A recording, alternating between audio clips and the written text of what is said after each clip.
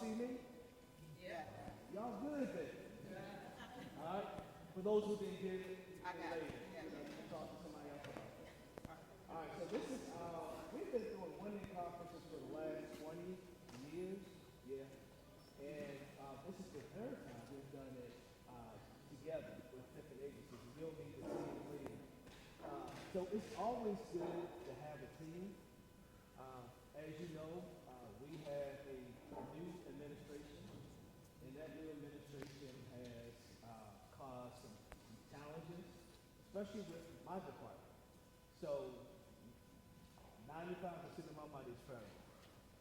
So over the last, since January, we've been working with the administration to say, hey, this is what we're doing here. We work with entrepreneurs all day long. We don't care what they look like, if they male or female. That's what we work with. And we're going to continue to do that. And so far, we've been okay. And we will be okay. So it's good to have a team. Because normally I'm in these planning meetings. And Danielle, how many planning meetings did I have? You don't have to answer that. All right? I didn't attend any of the planning meetings. So that's when you know you got a great team. So let me give it up for the team. Yvette. You all can stand. So Yvette's running around. I see Danielle here. Roz, I don't want to stand again. Stand again, recognize. Don.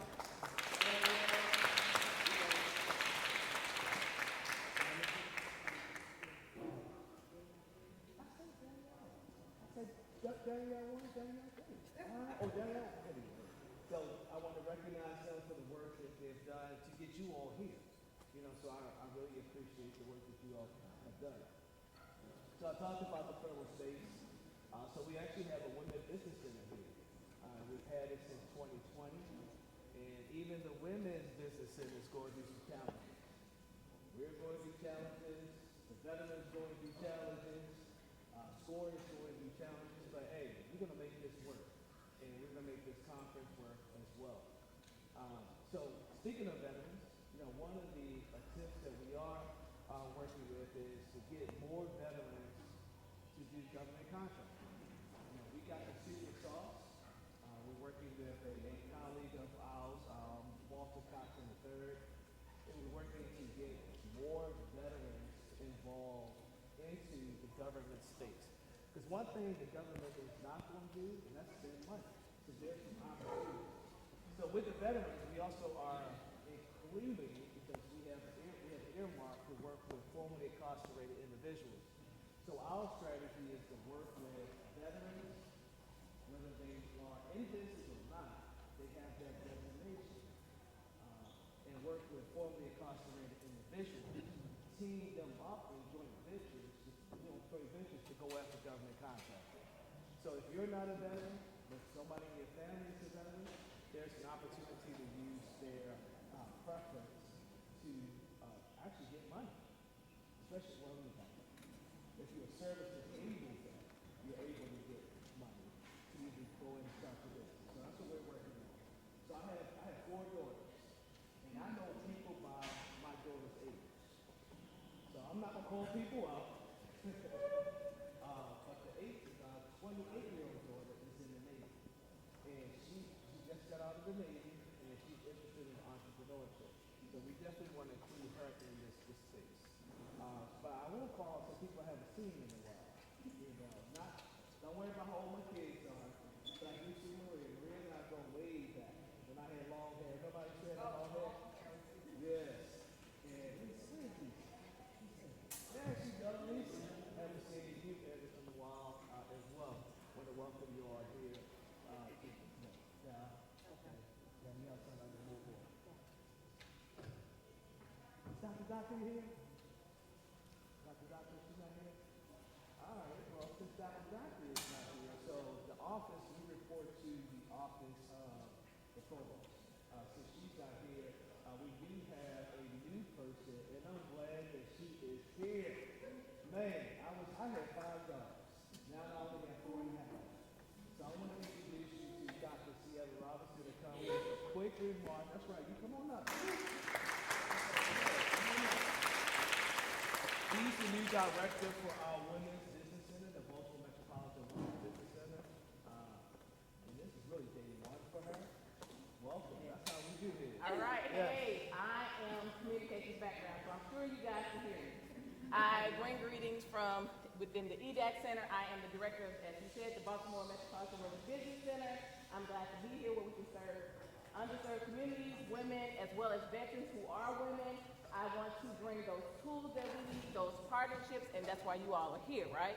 So I thank you all for joining us. I'm glad that we can bridge the gap with our community as well as the veterans and get them on board and get them entrepreneurship and these opportunities that are available. It's about businesses and growing, so they're running around. I'm just so glad to be here, and I want to thank Omar, the team, Yvette, my new queen here, you see the crown, our guest speaker, and Yvette. So again, thank you all for joining us today, and I hope I'm loud enough for you. All right.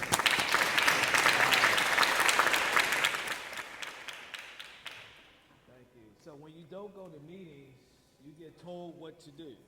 And I'm the master of ceremony, y'all. All right? So it's all good. All right, so next up we have Lindsay Livingston. Did I say it right? And she is the Director of Communications, Outreach, and Advocacy for the Maryland Department of Veterans and Military Families. Thank you. Yeah, I can clap for it. Okay, so I am going to use my teacher voice this morning. I started my career as a kindergarten teacher, and I have 3 boys. So you all can imagine that I often have to yell in my house just so people can hear me. So I'm going to channel that this morning. But good morning, everyone. I am honored to join you here today as a director with the Maryland Department of Veterans and Military Families. And I'm especially honored to be here today as we prepare to recognize Women Veterans Day tomorrow, June 12th. June 12th is more than just a date on the calendar. It's a day to honor and recognize and reflect the courage, service, and strength of the more than 2 million women veterans across this country and the thousands that live here in Maryland who have worn the uniform, broken barriers, and continue to lead in civilian life. You know, it really wasn't until 1948 that women were officially allowed to serve as permanent members of the armed services. And yet, time and time again, women stepped up long before that, serving in wars, tending to wounded soldiers, flying aircraft, and leading from the front lines, often without any recognition. Now, generations later, we are still fighting for visibility, equity, and for the resources that meet the unique needs of the women that serve. That's why days like tomorrow and events like this matter so much. This conference is a celebration of your leadership, your dreams, and your power. It is a space to say that we see you, we believe in you, and we're here to support your success. I want to thank today's incredible partners for making this space possible. Your commitment to equipping women veterans with the tools to build and grow their businesses and thrive in the federal and state marketplace is game-changing. At the Maryland Department of Veteran and Military Families, we are committed to supporting veterans through every chapter, including the bold and brave decision to become entrepreneurs. Because we know that when women veterans succeed, they uplift their families, their communities, and our state. So whether you're here today to launch your first business or scale your next contract, I hope that you leave today with 3 things: new tools, new connections, and a renewed sense of confidence. You've already served your country. Now it's time to let your next mission begin, and we can't wait to see the impact that you have in your community. Thank you, and happy early Women Veterans Day.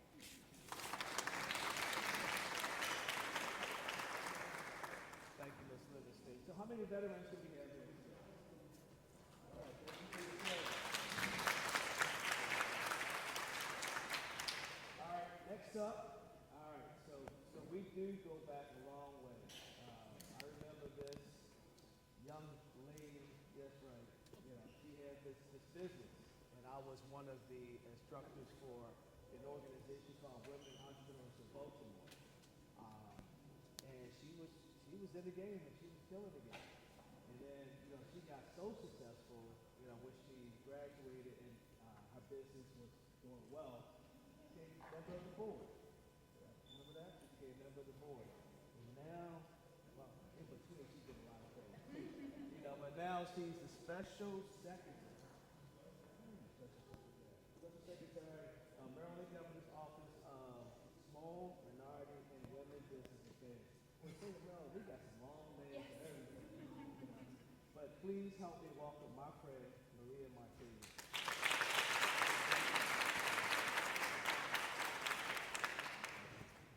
Okay. I'm gonna. And we match it. I know we got the memo. I love it. Can you all hear me? I have to work. I'm you know, Latina, so you think I have a voice to project. So I'm gonna do my best. I'm gonna use my grandma voice. I have a 16-year-old grandson, so I'm gonna use that voice and see if that works. Can you all hear me back there? Yeah. Okay.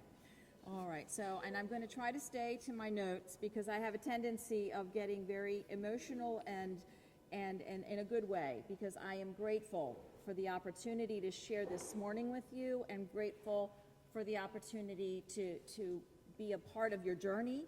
And that's what excites me, and you don't know what this means for me. It fills my spiritual well that I need so that I can continue on doing the work that needs to be done. So I want to thank you for allowing me to have that privilege. Thank you.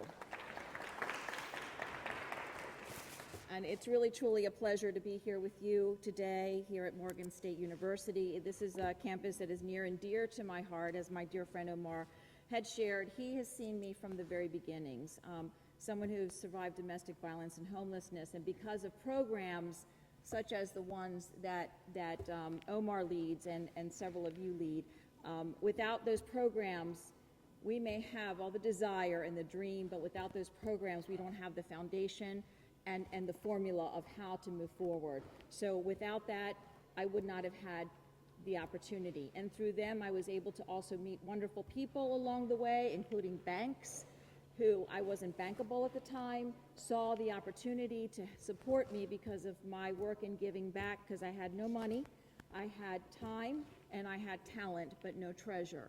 And I gave my time and talent, and it was seen by a bank who then later gave me $100,000 to start as a line of credit. It was M&T Bank, because they witnessed the work. So I just want to put that out there to remind you all that people are watching. They see what you do. So please, no matter how small you may think it is, please do what you can to engage and to pay it forward, because that's critical, and your stories are so powerful. And I want to thank also the host agencies, the fellow agencies that are here. They take time out of their day to be here, because on top of what they're doing, they have their jobs that they have to do as well. And they make sure they carve that out to be here and to be a connector and to see how they can support you. And of course, on behalf of Governor Westmore, I bring you his greetings and his appreciation for all that you do, and of course, needless to say, your service to our community. I really welcome you to this 2025 Women Veterans Entrepreneurship Conference. This theme is really important to me because it's about empowering, equipping, and elevating. You know, it couldn't be more fitting, to be quite frank. It speaks not just to what this conference is designed to do, but it's who's in the room. I am in awe of all of you, and I want to thank you so much for your service. Because, you know, we know that empowerment is earned through service. Equipping means through knowledge and connection. It happens through that. And elevation, that comes from community access and opportunity. And that's exactly what today is about.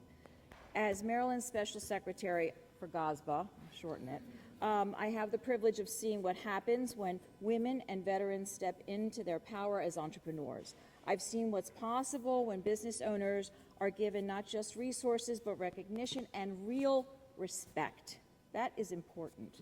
But I also know how this work, it's personal. I'm a proud daughter of a World War II Navy veteran and the daughter-in-law of a sergeant major Vietnam veteran who served with distinction. And in my professional career in the business that Omar referred to, I was a minority-owned, it was my company that I founded because of the support of others. We don't do this alone. I was a healthcare provider to both the military who were at home and those that were in theater. That was very important to me and something that I was very proud to be of support to. I have witnessed the sacrifices of military families, the strength it takes to serve, to move, to rebuild, to lead again and again, and I carry that perspective into everything that we do. I'm also proud to say that one of the key leaders on my team is Danielle Davis, whom many of you know well. She is helping to lead this conference here today. And I also want to recognize Eduardo Hayden from our team, who is just a remarkable young man as well. So back to Danielle. We refer to her as our queen because she is a team of one. And she has grown this program, the VSB program, exponentially, like tripled numbers. Danielle has tripled those numbers. And it's because she tells me it's the support that all of you give. It's because you represent and you come and you are there and you make sure that you're counted and heard, and then she hears you and makes sure that you're part of what we're all trying to create. She is, of course, technically our Veteran Small Business Enterprise Compliance Manager, and she has a powerful voice. It's about inclusion, access, and equity across the state of Maryland's procurement system. And I just want to take a moment and say, Danielle, thank you, because I know those of us that know you know how hard you work. You're a team of one, and people think that I have a team of 6 doing this. So just, I just want to say thank you for a minute. Let me just I want to give you your flowers. We are making progress. Maryland's VSBE program, as I said, has been growing exponentially. We have also raised the goal from 1% to 3% because we needed to be competitive with our other states. We still need more to go. Other states are doing 5%. So we need to build that culture. And even when people say, well, we're not even getting past the 1%, we'll get the goal a little higher so we can see that the goal is a little bit more. And Danielle fought for that in addition with our we have a work group that is an advisory group that helps to lead these efforts. That's not just a statistic. It's a sign that the system is moving. And it's moving because people like you are showing up and certifying your businesses and doing the work. You are our why. You are our reason of why we do what we do. We're also expanding in the reach of opportunity. And under Governor Moore's executive order on procurement reform, all agencies are now directed to actively consider the capabilities of our state's HBCUs, including Morgan State, and fulfilling service contracts. That's a major step forward in recognizing the incredible institutional capacity and legacy that HBCUs bring to Maryland's economy. So in today's event, you'll have more than 18 federal, state, and local and private agencies that are here present today. It's a clear signal that we are here to connect, to collaborate, and to build pipelines of opportunities. So whether you're here as a startup, you're trying to figure out, should I even start up, a seasoned contractor, or just exploring what's next, know this. You are seen, you are supported, and you are central to Maryland's economic future. We are proud to stand with you. We are proud to serve you. And we are committed not just today, but every day to empowering, equipping, and elevating Maryland's women, veteran entrepreneurs. And thank you again for taking the time out of your day with all the things that you have to do to make time to invest in you and for us to be able to invest in you. So please talk to us. Let us know. We need to hear. We need to learn. It's not what we think you need. It's what you need to tell us so that we can create capabilities and programs to support you. So I want to thank you again for allowing me to be here with you today, and have a wonderful, fruitful day.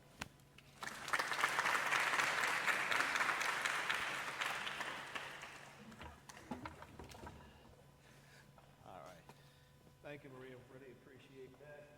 All right, so.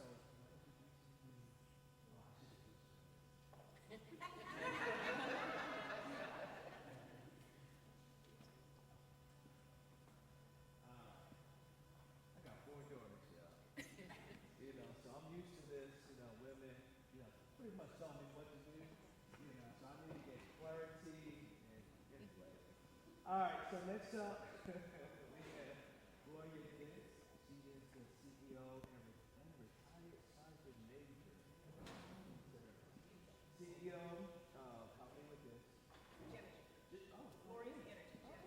Energy Logistics Keynote.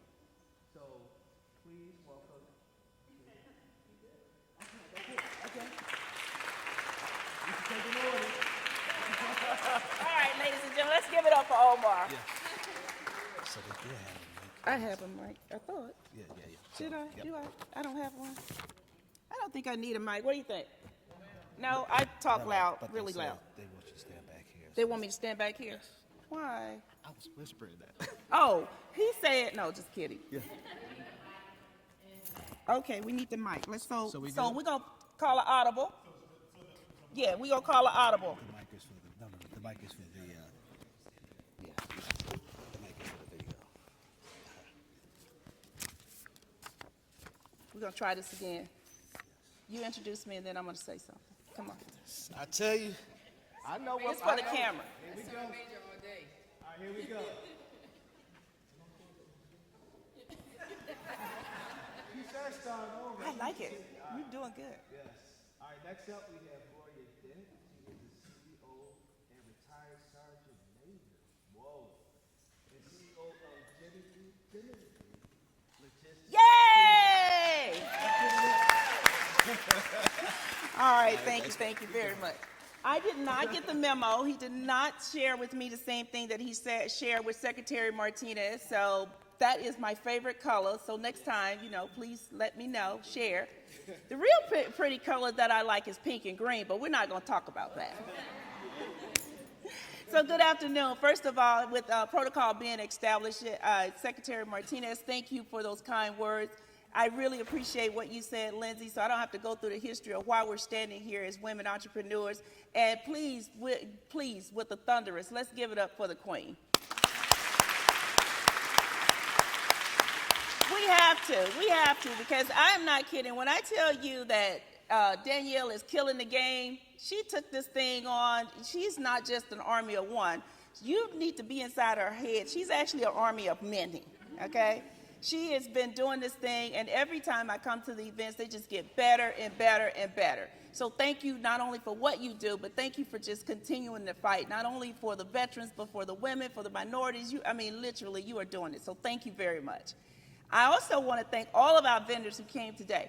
And this is going to be where I want to get started, because they're not here just to look beautiful back there.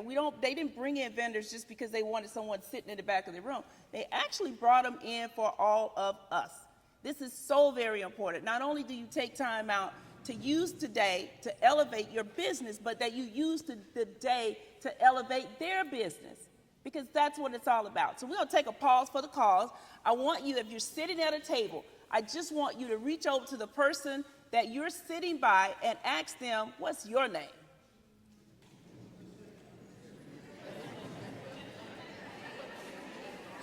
Now, if you know the person's name next to you, then ask them, what do you do?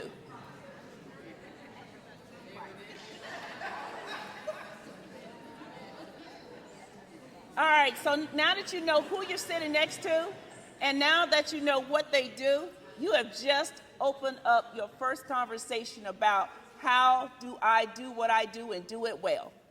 So I started out as a 17-year-old from, I know you haven't heard of this. If you heard of the movie Forrest Gump, I can't even know the name of the movie anymore. It's the Forrest Gump movie. What's the name of it? Forrest Gump. Thank you. Somebody is listening. So that movie is in a place called Greensboro, Alabama. I know, it's a real place. I'm from it, so I know.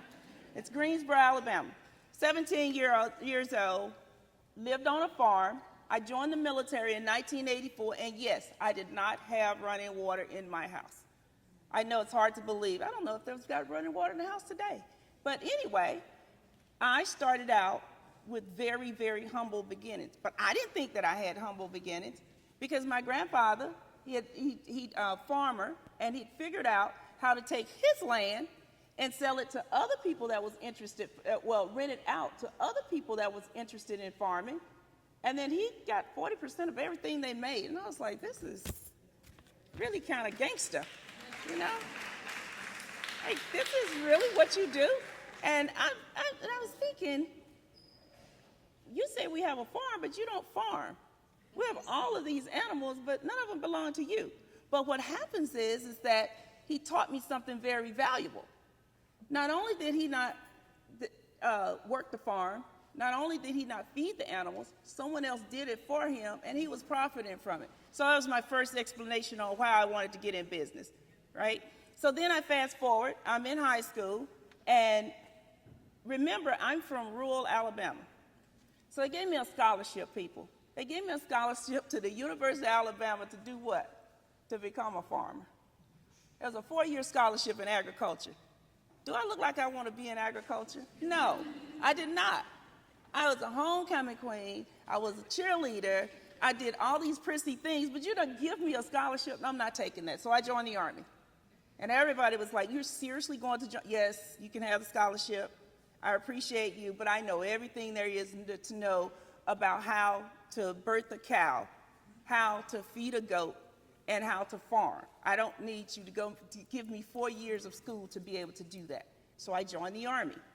But then that's where my venture started. Every single time I go somewhere in the Army, I never had enough money. I had a daughter, still never had enough money. I had a husband, still never had enough money. So I always had me what they call is, you'll get this, a side hustle, right?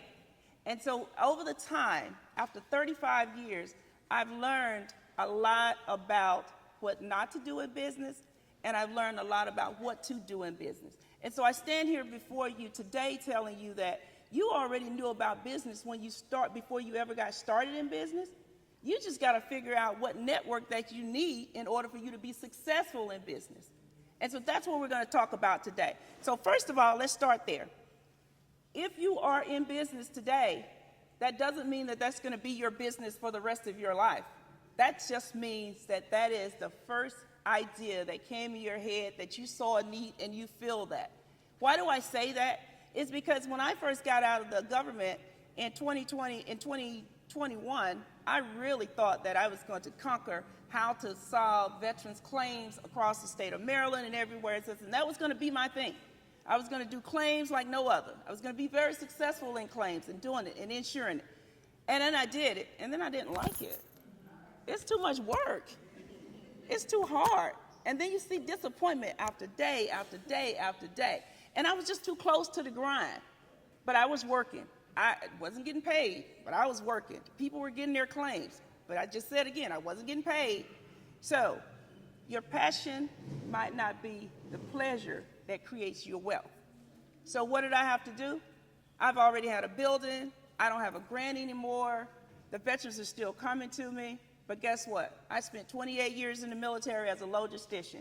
There's one thing I know how to do, is I know how to do logistics.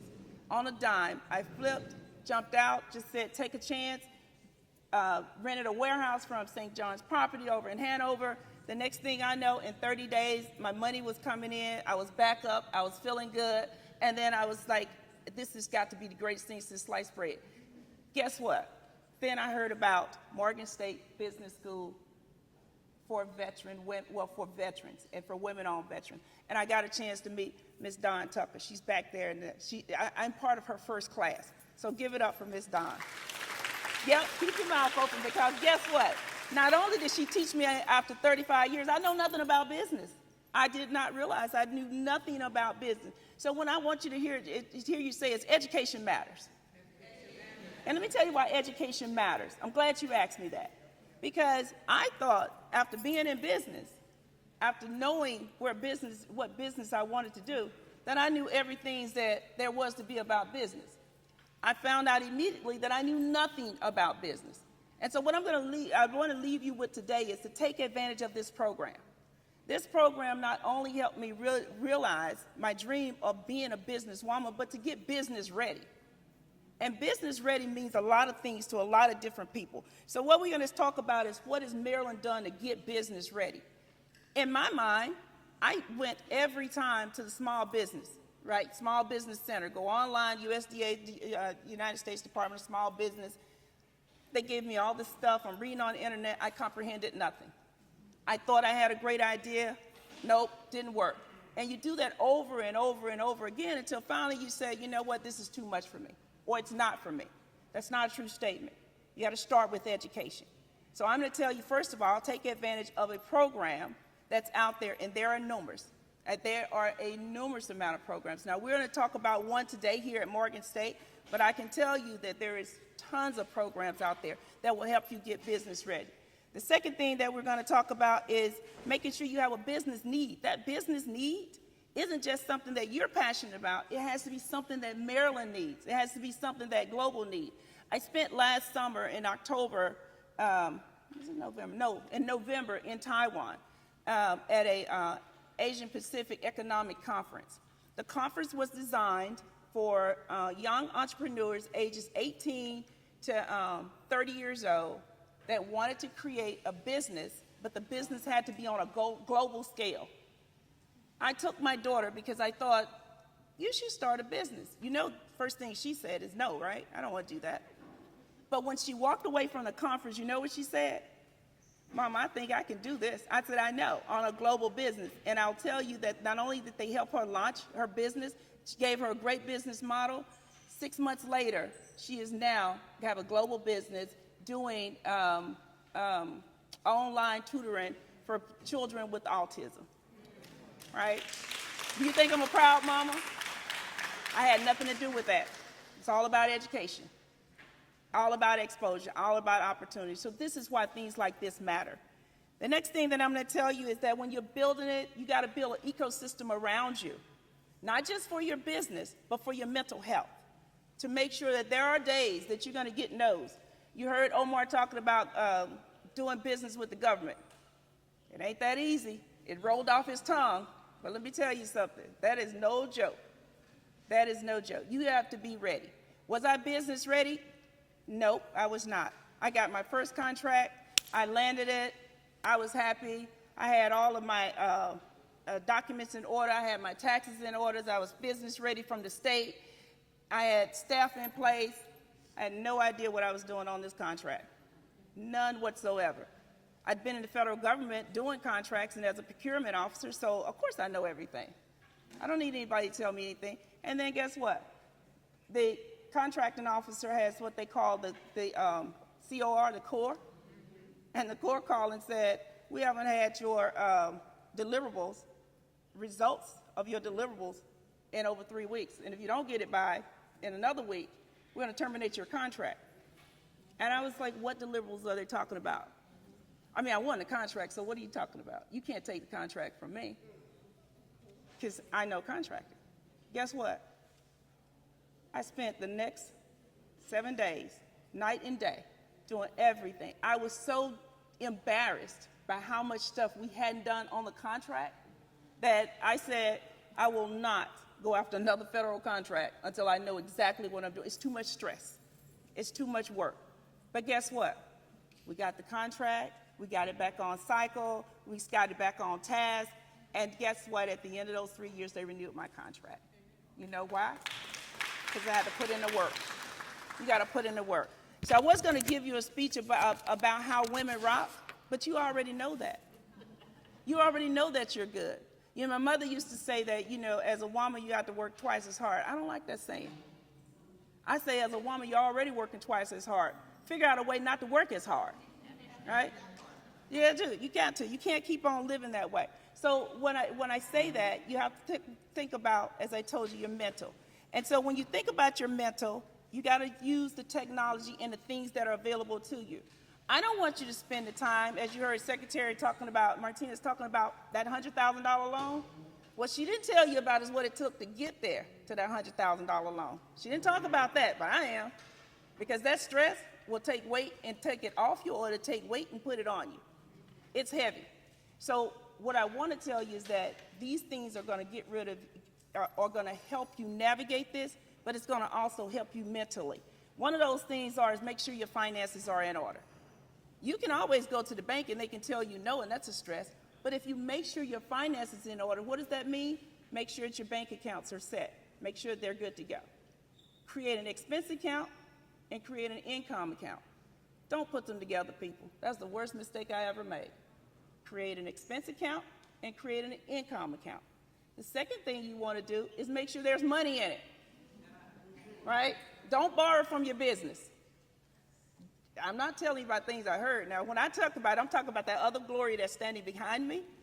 These are things that I know happens in business because I've done them. Don't borrow from your business. It's not your business. Remember that. You have customers that you're supporting every day, right? Don't borrow from your business. You know, $20 here, get your nails done, write it off. Don't worry about Uncle Sam, worry about your business. And then the last thing is make sure your taxes are in order. Make sure you're in good standing with the state of Maryland. When COVID happened, there were so many businesses that were not able to take advantage of the money because they weren't in good standing with the state of Maryland. And then last but not least, do your taxes for your federal taxes. That's a must. You need to pay your taxes, you need to do your taxes, you need to pay your taxes, you need to do your taxes. That's not an option for you when you're in business. The worst trouble that you can get into is tax business. You want to know? Guess who knows that by heart? I know this by heart. That little building over 31 Hopkins, they serious. They don't like anyone, just so we clear. So it's nothing personal. You know why I know it's on the 8th floor? Because I've been there quite a few times. Okay? But guess what? Young lady sitting there doing her job, guess what she did? She educated me. She said, I have a job to do, and you have a job to do. Your job is to get me the documents that we're talking about so that we can get you through this audit and get you back on the right track so that you can do the business that you want to do. And that right there said a whole lot to me because guess what? Once again, I'm on the grind again for the next month, day and night. I'm going through receipts, things that I should have been doing. I'm making spreadsheets. I'm finding documents that I thought that I had that I definitely didn't turn in to the Internal Revenue Office. But you know the good news about all that? It was a learning curve, and it was a turning point for me to know that, guess what? By the time I got up here to Morgan, it was part of their Women's Business Veterans Entrepreneur Program. I already knew everything that Ms. Dawn was telling me was right. I just didn't take time out to do it. I didn't. That's the honest to God truth. So what am I saying? I failed in business at least 10 times before I ever got to where I am today. I did. And I took the bumps and the bruises, and I was really, really deliberate and intentional about making sure that these things don't not only not happen to my daughter in business, but they don't happen to other women in business. And specifically, don't happen to women veterans in business because we're so trustworthy. We come from a place of you do what you say you're going to do. I believe what you told me was going to happen. And guess what? When it doesn't, we have the ultimate disappointment, right? But don't let that happen to you. Take from me and learn from the story that I have. So we talked about dealing with the mental. The other one is talking about sustainability. What does that really mean? The sustainability means that the business that you're in right now needs to be, no, sustainability may be changing directions. You heard me say that when I first got out of the military, the first thing I wanted to do was veterans claims. I really, truly wanted to do that until I realized that I was spending more money out of my pocket to do claims than I was for anything else. So I can't do that. That's not a sustainable model. My passion had to go away in order for me to progress. And so when I switched and started doing logistics, all logistics does is be something that everybody needs. So every single month, I'm turning progress, I'm turning process, I'm turning income. I'm actually building me back up because now I see money coming in. And guess what I was still doing? Trying to do claims on the side. Because that's what I wanted to do. Because veterans need my help, and they can't do their claim without me. And my husband finally said, you got to make a decision. I don't care if you want to do claims for the rest of your life, that's fine with me. But we have a lease that has to be paid every single month. And if you want to be in business, you're going to make a hard decision. You have to either be in business and know that you're going to be in business, or you have to get out of the business and we take the loss. but we can't do both. And so you know what I did, right? I did both. I'm not playing with you. I did both. The hardest thing in the world is tell a woman what she cannot do. And I remember telling my sister, I said, I'm not sure what Kenneth Dent think is wrong with him. His mother is, I'm not his mother. I'm not his daughter. He can't tell me what to do. What he can do is advise me on his finances, that he's not going to give me the money. But guess what? I'm going to do what I want to do. So today, I have a business, iCommunity Connections, that does claims for veterans. And I have a business that does Genergy Logistics that is thriving on both ends. Because you know what? Because I was deliberate. I was intentional. I wanted to make sure that I could do both things. And I put in the work. Was it tiresome? Absolutely. Did I have to reach out to other people? Absolutely. So the next thing I'm going to talk to you about is, I talked to you about the mental. You heard me talk about that. I talked about a sustainable plan. Guess what the next one is? Networking. You heard me say this morning, networking is the most important thing you can do. Did I know that I was going to be successful? No. Had no idea. Did I reach out to other women in the business, in the game? Yes. She's not here this morning, but I had a good friend named Sharon Jacobs. Sharon, I was telling her my story, and she said, Gloria, my nonprofit is more successful than my for-profit. I said, well, Sharon, I'm on the other end of that, and I'm almost about to get the divorce if I don't figure this out. And she said, let's talk. Let's sit down and talk. And the next thing I know is not only was she helping me build me back up, motivating me, encouraging me, she's picking up the phone. And I remember the one day I was at Anne Arundel County, and they were giving me an award called the Michelle Obama Award. And Sharon lives in Havre de Grace. And this event was in Annapolis. When I looked in the audience and I saw her, that award meant so much for me. Not just because they were giving it to me, but because someone that just picked up the phone that I hadn't seen probably in 3 years was in the audience saying, I support you. And that just, it rocked me. It rocked me. And she has been forever my confidant, my person that will take me no matter where I'm at, take my calls no matter when. I want you to find a Sharon Jacobs in your life.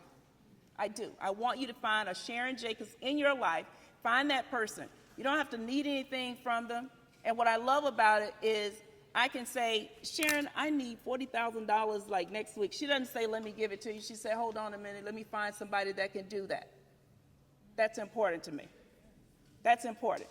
When I pick up the phone and she connected me to another young lady named Terry. I don't know Terry, but Sharon said, you need to get to know Terry. I said, okay, well, let's get to know Terry then. So guess what? I won another federal contract. I had 2 weeks to be able to get this contract in place.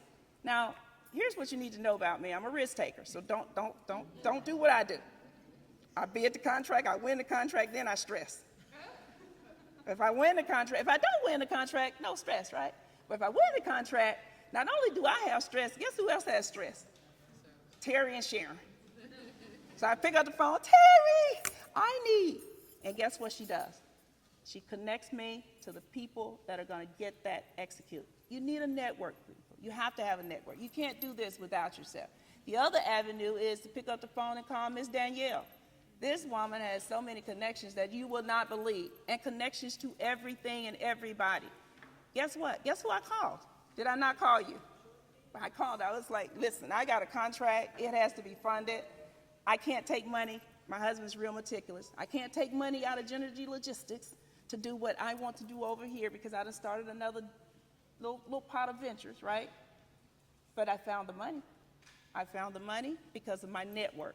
And as soon as I called the individuals, know the first thing they said? I said, Terry X is the person that sent me. No problem. No problem. Send me over your documents. Sent over the documents. Contract started, and voila. And so we're very happy with that. So that's why I'm going to tell you that your network matters. The other thing that I'm going to tell you that matters is your power. Let's talk about power. All right? You heard me talk about mental. You heard me talk about sustainability.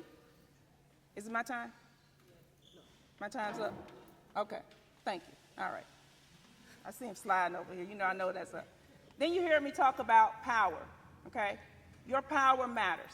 All right? I'm gonna table power because I want to close with one thing that makes more sense probably to me than anything else, right? I want to talk to you about you. You are the core that makes you successful. Your power, your sustainability, all of that happens. At the end of the day, you are the CEO of your organization. You are the chief executive officer, and what that means is that you're responsible for every single thing that happens, good, bad. Yep, it's working now. Everything that happens, good, bad, or indifferent. And so with that, I want to take time out to tell you that at the end of the day, yes, we got sound. At the end of the day, you are the person that matters. It doesn't matter what kind of business that you have. It doesn't matter what your business do. Women are architects, women are hackers, women are entrepreneurs, women are mothers. No matter what your situation is, you are the person that's going to be successful. And so it's not just about the growth. It's not just about the success.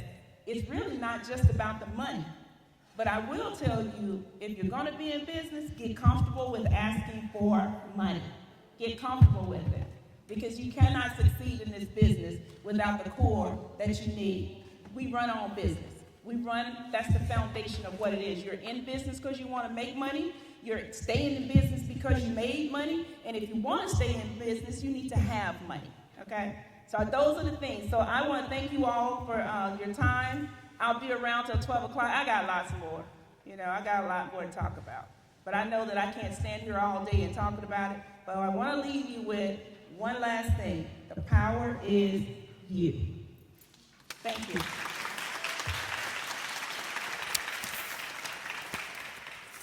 Thank you. Oh, Oh, I turned it off. Sorry. you turned it off. Okay. That's the side. That's all I got. You not turned back on? 1, 2. Whoa, this is loud. All right, thank you. Oh, okay. Thank you, Mr. Really appreciate it. Give her another hand.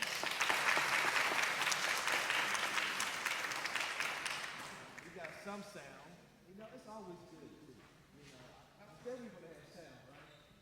We got some sound, and we had to go somewhere else to get it. So my protege owns a co-working space not too far from here. And that's why the power of network, right? Austin, he does a lot of events for us. He said, hey, people around the corner, we do events there. We got a mic and we got speakers. So, Danielle, other than that, we're over there. Pick it up.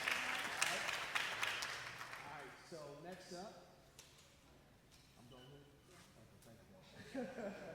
Next up, we're going to get off some awards. And I'm going to bring Danielle Davis. Come on.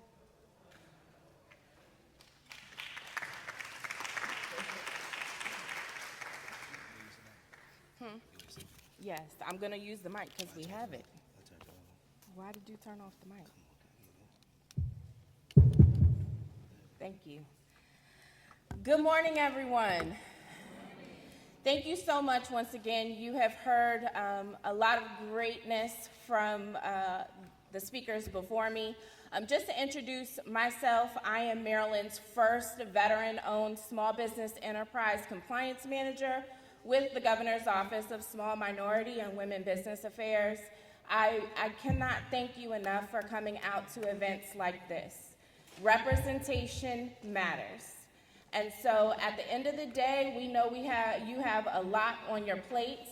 I've sat in your seats as a small business owner.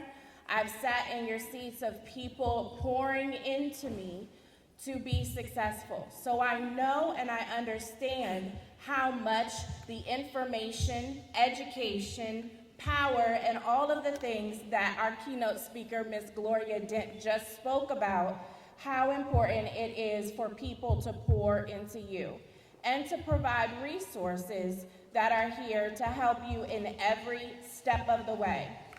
So for our veteran business owners or our women business owners, when you first signed in, you either were asked if you were a new business, and so you got a blue keychain or lanyard if you were a new business, and then you got a black lanyard if you were an existing business. So this afternoon, we will have tracks for both of you to understand all of the different things that can be beneficial to you as we break out.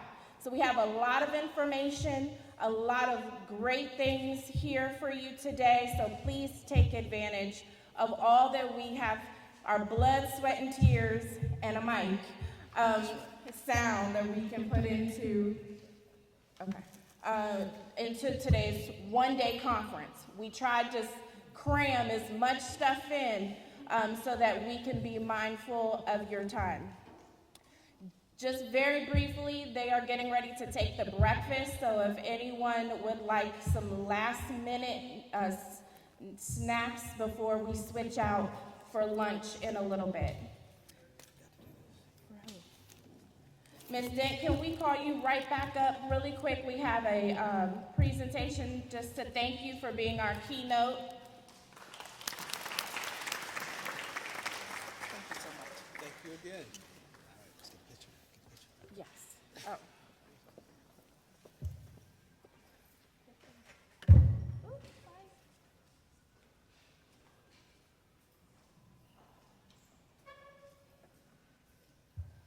Someone told me yesterday that I was not fully dressed because they did not recognize me without the crown.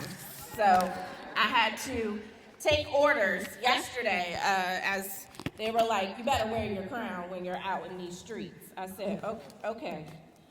I have the opportunity right now to honor two special women veteran business owners. The first one is Miss, give me one second, I have to bring up her bio. I would also like Special Secretary Lindsay, if you could come up, as well as Omar, and for pictures. Yeah, Rosalind's coming, and Rosalind.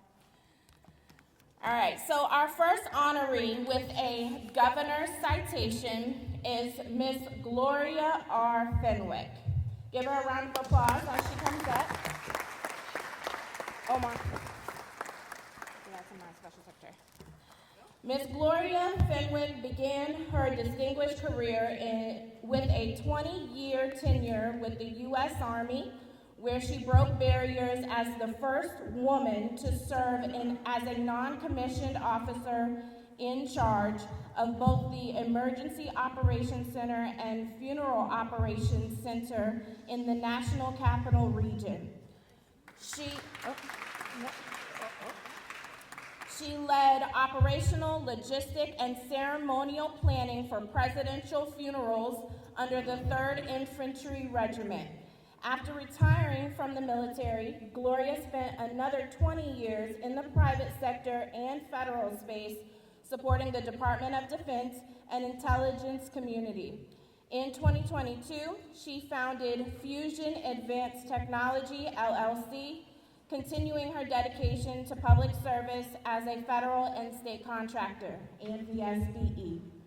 Now serving as CEO and president of Fusion, Gloria leads a cybersecurity-focused firm specializing in advanced security solutions and program project management with over 40 years of combined experience in military, government, and private sectors. Give her a round of applause. Thank you and congratulations, Gloria. Our next honoree today is Miss Lee Platt. Miss Lee Platt, give her a round of applause as she comes up. This honoree was actually nominated by the SBA, so just know that we receive nominations from both private and public sectors. Lee Pratt is also a U.S. Army veteran where she served as a SIGINT voice interpreter operator and was trained to intercept and translate Russian communications. She was then assigned to the Gundrail Unit and served the majority of her enlistment at the Hunter Army Airfield in Savannah, Georgia. Lee is now the CEO of Avenging Management and Technical Services, LLC, Avenging Tech, and has over 35 years of experience supporting federal government information technology, information assurance, command and control, law enforcement, logistics, and intelligent operations.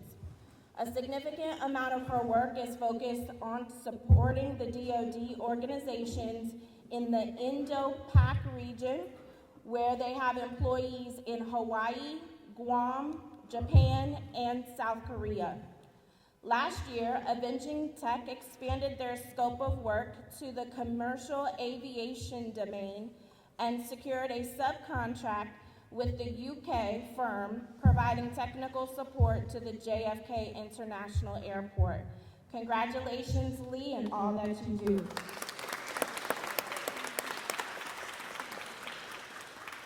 Thank you. All right. I'm turning it back. You got this? I got this. You sure you got Yes. this? All right. All right, so what am I doing next? All right, so we can actually go to our panel discussion. The other day.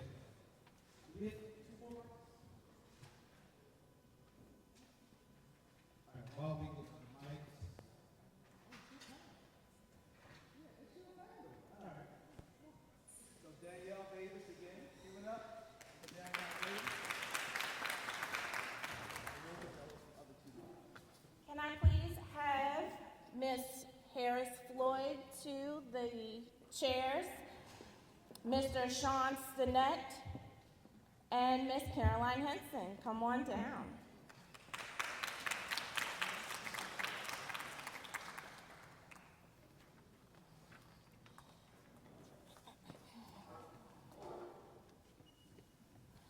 So as you heard earlier, women and veterans are being challenged in both the federal and the more on the federal space in the sectors. So we wanted to provide some subject matter experts to talk to you all this morning about the current landscape of the small business sectors, both on the federal and the state side. So with us today, we have Ms. Harris Floyd, President and CEO of AAB. We have Mr. Sean Stinnett, who is with the Department of General Services and the Office of State Procurement for Maryland. He is a VSBE liaison as well as a compliance supervisor. And we have Ms. Caroline Henson, who is under the SBA. She is a business opportunity specialist. So we're first going to start. I'm going to pass the mic for you to introduce, in terms of what you do, how it relates to the small business landscape, and then we'll get into some panel discussions, starting with Caroline. Hello, can you hear me okay? Thank you so much, Danielle, for having me. My name is Caroline Henson. I am a business opportunity specialist at the U.S. Small Business Administration. I am with the Baltimore District Office, and we cover the entire state of Maryland, excluding Prince George's County and Montgomery County. Those two counties are actually serviced by our Washington Metropolitan Area District Office. I'm a business opportunity specialist, so I work with primarily 8A firms, but I also work with firms who are women-owned small businesses, VetCert certified, as well as HubZone certified businesses. I also serve as the Veterans Business Development Officer for our office. So I work with veterans at any stage of the business process. You could be pre-business, you could be startup, you could be looking for capital currently, you could be ready to pursue federal contracts, but I would be there to assist you in that way as well. All right, Harris.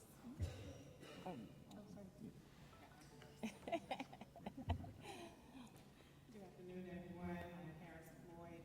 I guess I'm here because I am an industry special advisory. So I own a small business called Become On-Site Group, where we provide audio-visual communications technology consulting.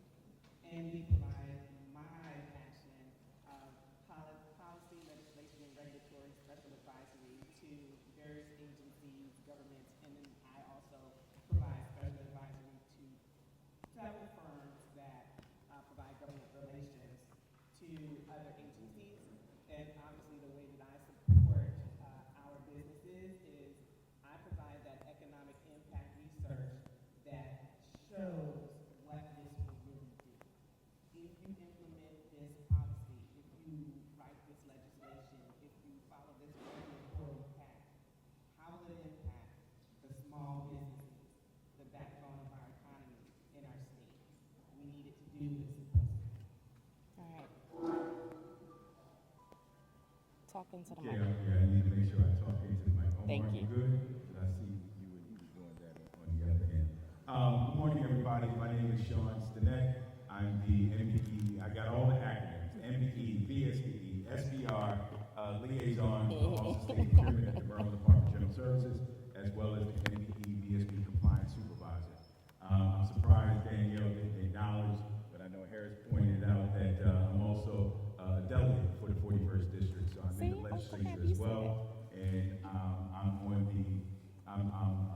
on 3 caucuses, one Legislative Black Caucus, the Maryland Veteran Caucus, and of course, you know, I will always think about Secretary Martinez. I'm on the Maryland Latino Caucus as well. But pretty much at Office of State Procurement, you know, we're just trying to make sure that we capitalize, you know, we make sure that as much of veteran small businesses as well as women-owned businesses are engaged in the procurement opportunities that we have with the agency.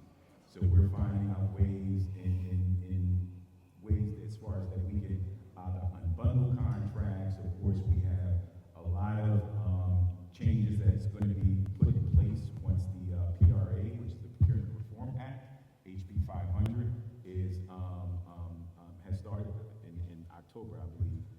So that's going to open up even more opportunities and so forth. So in my position as far as within the agency, you know, I review all contracts that's coming out of BGS, as well as all contracts that coming from other agencies that are $100,000 or more. So I make sure that those MBE and VSBE participation goals are on those contracts, as well as even if they're on it, I'll make sure that we're maximizing every opportunity, that even that if I think that things can be raised because there's more participation, or we can be a lot more aggressive on our goals, so we can increase the participation for businesses like yourself. That's what my unit does. Thank you. And I know you're going to get acronym crazy today, but I did want to state that for the state of Maryland, our women fall up under our MBE program. That stands for the Minority Business Enterprise Program.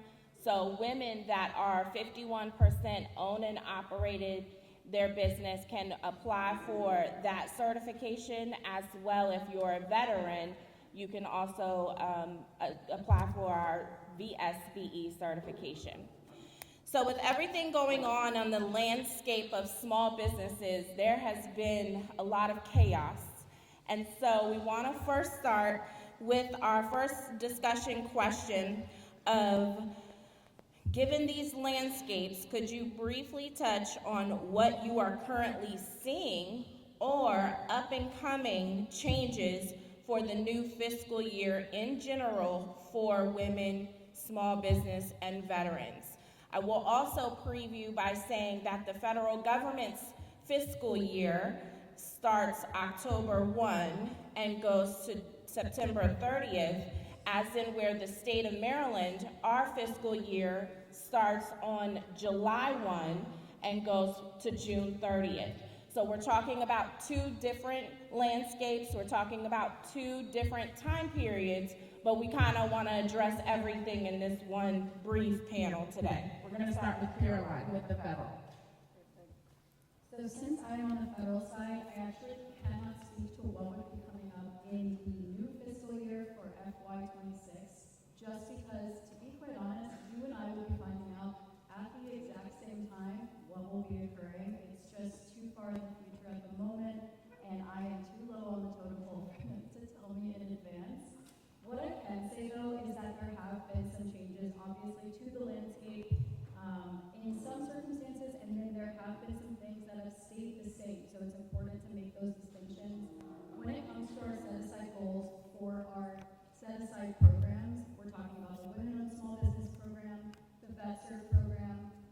8A program and the Hub Zone program, all of those have different set-aside goals. For the Women-Owned Small Business program, it's 5%, no change there. With the Hub Zone program, it's 3%, no change there. With the VetServe program, it was 3% until about a year and a half ago. It was increased to 5%, and there has been no decrease up until this point, just the increase. And then when it comes to our 8A program, it had a set-aside goal of 15% at the beginning of the fiscal year. Unfortunately, there has been a decrease there, so that is what's most important to note at this time. It is now 5% set-aside goal for that program specifically. What I will also say is it's really important to continuously perform fresh market research so you know what these agencies are looking for, you know what they're procuring. Make sure that you're in contact with different contracting personnel as much as you can be. Obviously, it's difficult to do that at this time with the turnover that there is in the government at this moment. So try to stay in contact with contracting personnel so you know what they're looking for, and then of course maintain those networks. That is so important as well when it comes to just staying updated with what your target agencies are looking for. And then the very last thing I'll mention is the Federal Register. Anything that is posted for any single agency for federal contracting will be posted on the Federal Register. Either ones? You want to go? So I'll ask the question. I'm going to try to speak directly into the mic. There you go. Who already has federal contracts? By show of hands. Okay. Okay. Nope. Who already has state contracts? All right. Okay. So you're starting at the genesis, the beginning of your journey. So you're navigating these spaces. So what I would say is, in the federal space, things are quickly changing, and we don't have a clear vision of what they will be.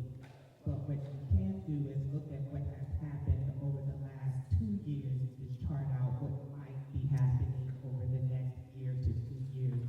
And then you want to focus on positioning. Going to what our keynote speaker said, you're going to want to figure out or learn how to look at the budget, federal and state, look at what has been appropriated, federal and state, if those are your two target customers. And what you're going to want to do is try to stay as timely on the news as much as you can without hurting yourself mentally, and keep flexible.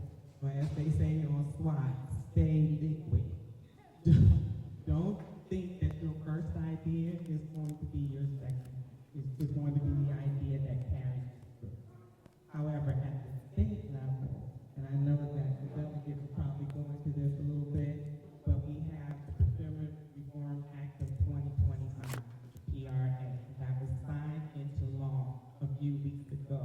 And so you can expect significant changes in that arena, and we can talk about that more in this time for us. I just want to say, stay on your toes and get that education. Read things that you never thought you would read. Read Cohort Title 21. That's just like your state law. Get educated now. Use your time while you make your plan. Thank you. Yes, thank you for that, because that's what Danielle was trying to hear. But yeah, at any rate, I would say, let me start off by saying, I'm not the only liaison within the state. Of course, I'm with Office of State Procurement. We have liaisons at every agency. So utilize us as much as possible, because we are a resource of information, and our job is to put it in front of you so you can see those opportunities. Because I think that a lot of businesses out here don't really do their due diligence as far as in doing the research and educating and attending events and so forth like this to make sure you hear about opportunities. In regards of the Procurement Reform Act, of course, it's going to change dynamics starting October 1st. And particularly as far as speaking as far as the veterans program, there's the creation of the Veterans Small Business Preference Program. So that's going to change the dynamics. Like I said, it's looking, we're trying to find ways as far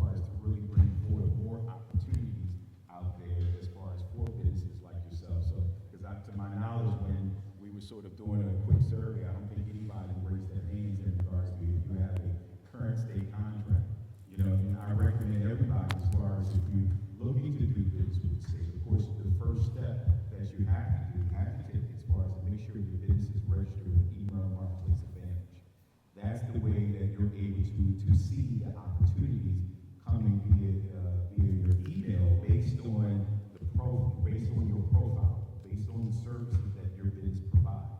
I also recommend, as far as going to GOSPA, some people say GOSPA, some people say GOSPA's website. You go directly to the website. On the upper right-hand side, you have forecasts.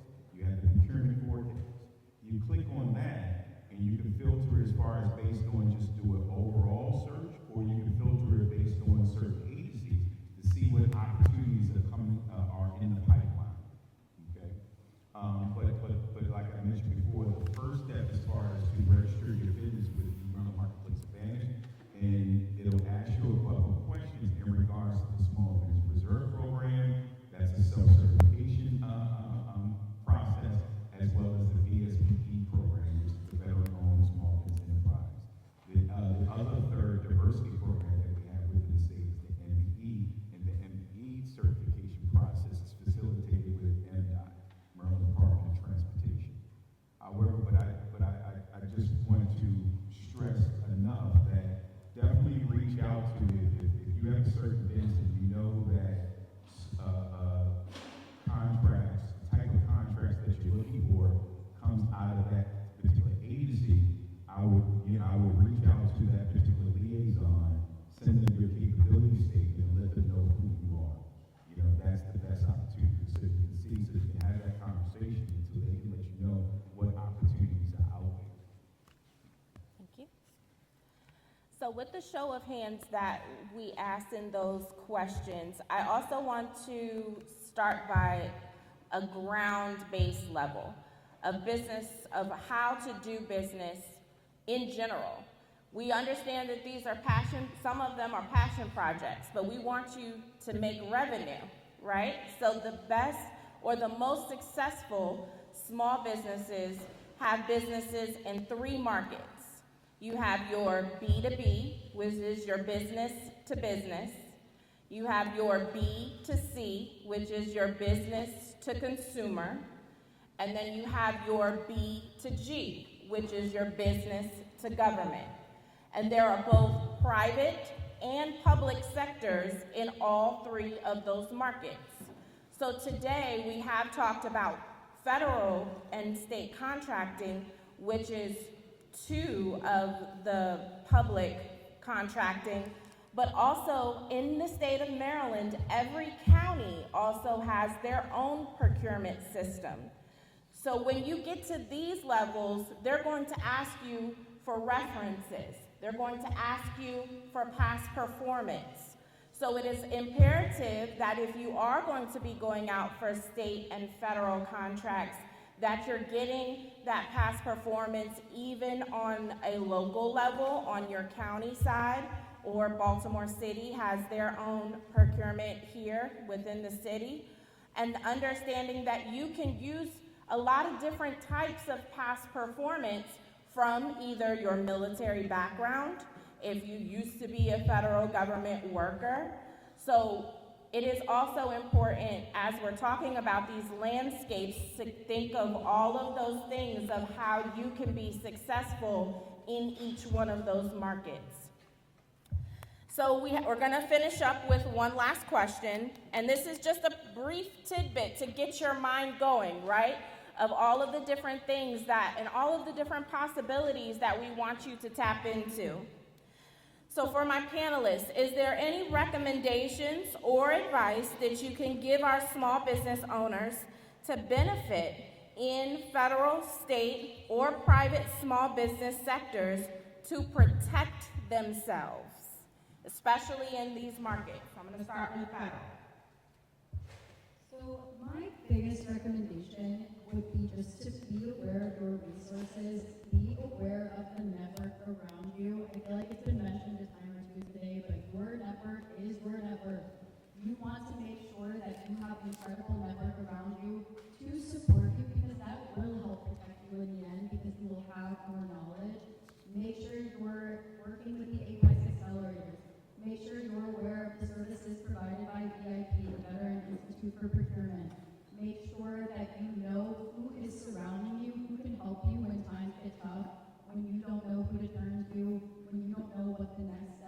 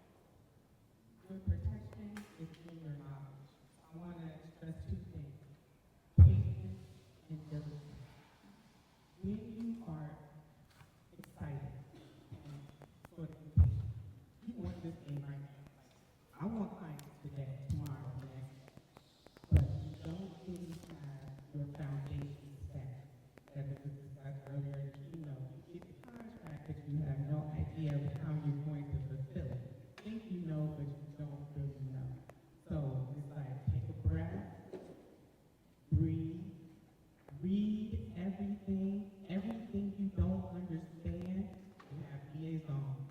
You can call and say, I read this, that, or the other, and I need clarification on this. You're going to have a different conversation because the person on the other end is going to respect the fact that you went out and did some due diligence yourself. Yes. And you're going to start looking for mentors, champions, coaches, and sponsors. The way you protect yourself is to have a trusted network that when something pops up that you don't understand, like a contract, a teaming agreement, and there's a clause in there, and you need to ask somebody, hey, is this good for me? You have to start building those connections, and that takes time. And the only thing I want to say is protect yourself by not being impatient and do your due diligence. You have a plethora of information in here today. Every last one of those vendors can answer a question if you know the question to ask. So asking the right questions of the right people, establishing a trusted network, getting yourself a cadre of mentors, sponsors, coaches, and champions. That's the best thing you can do for yourself in this environment. And know you have legal rights, but know the statutes so that you can implement them.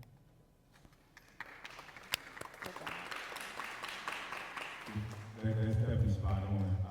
It allowed me to put on, when we talk about protecting rights, let me put on my compliance hat and let me share as far as everything that I see.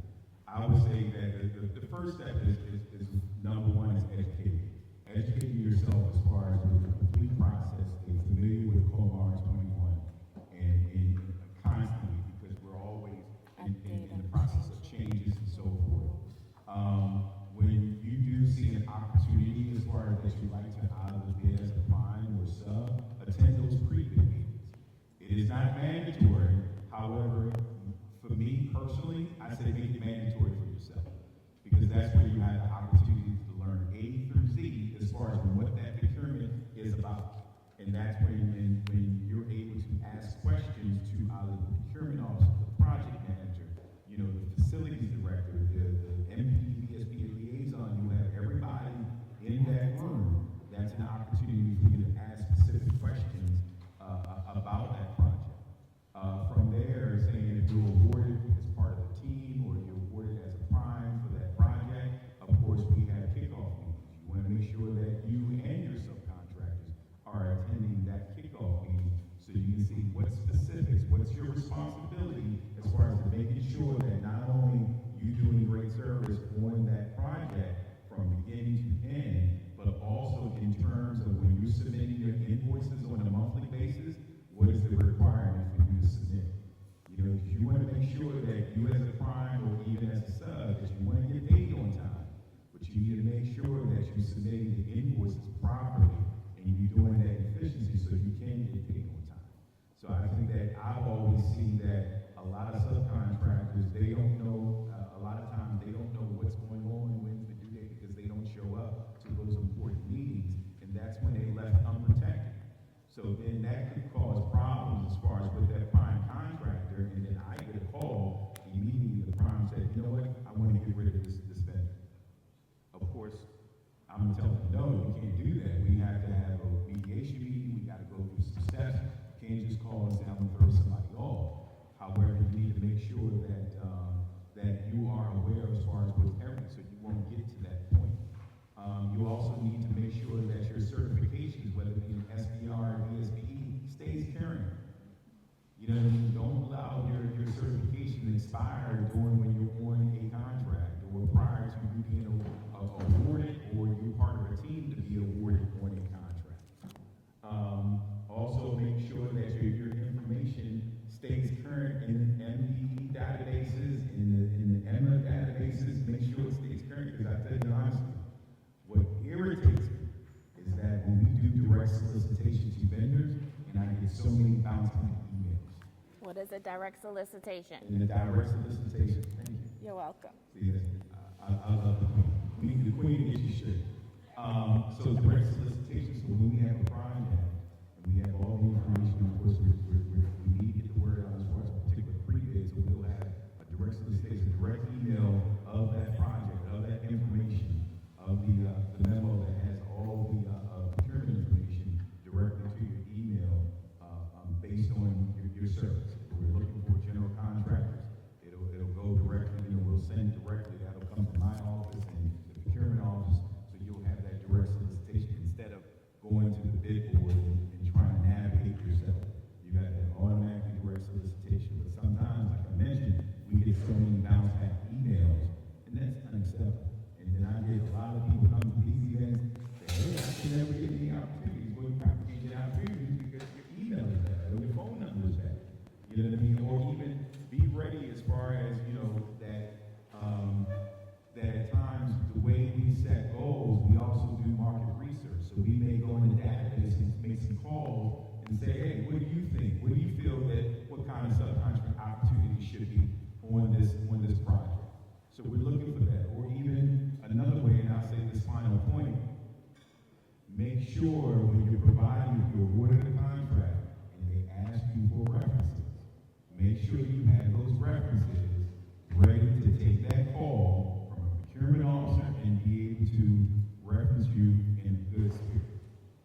Because a lot of times we ask for 3 references. I usually suggest give the procurement officer 4 or 5, just in case that one reference doesn't pick up. But if they don't pick up, you only provided 3 and it's only 2, trust me, they're going to go to the next offer.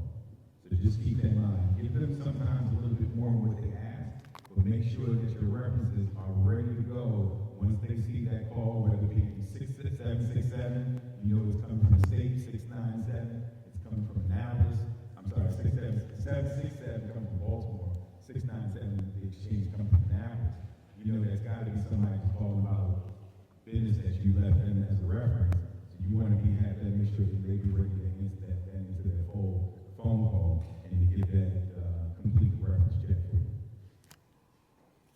Thank you. I did want to clarify or add more to what you were saying in terms of the direct solicitation. So direct solicitations generally are for the low-hanging fruit, as what we call them.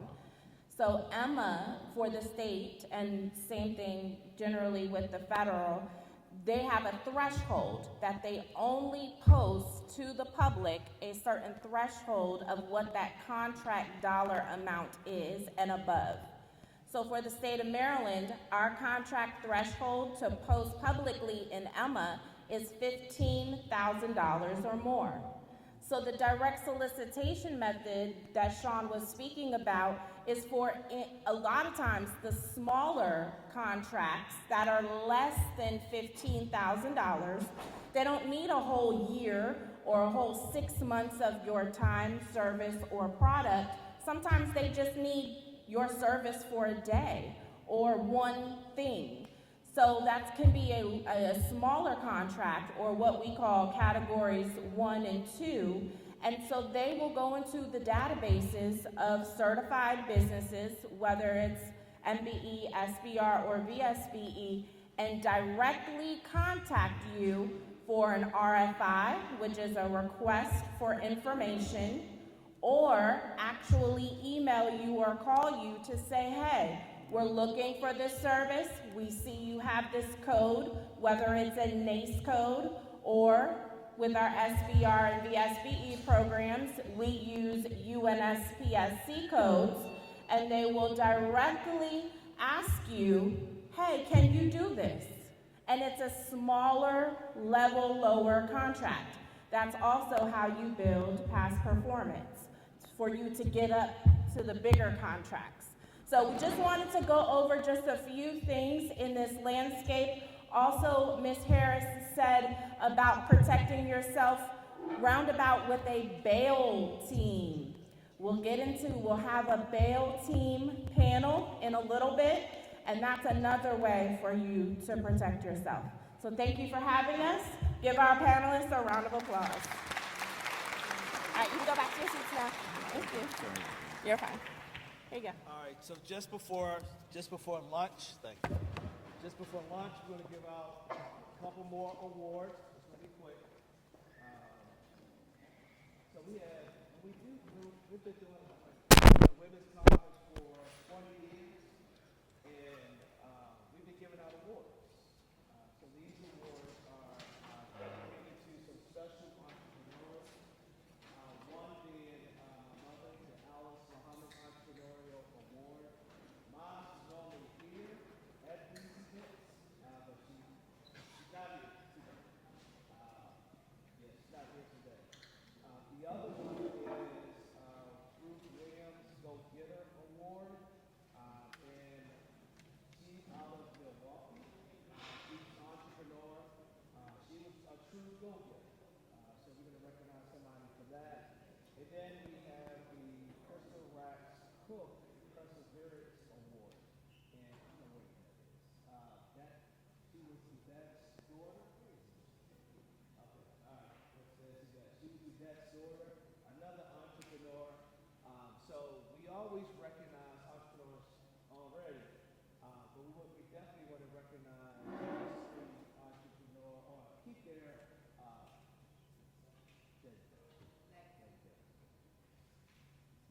keep their legacy alive.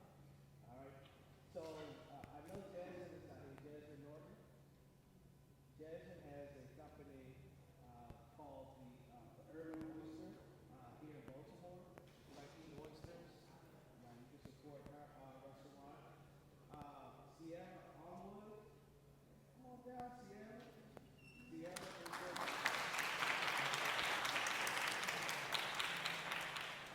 received the Ruth Williams Go Getter Award, and Sierra has a company, Beyond Health PRP. All right, let me get your the award. Man, I should have had him up there.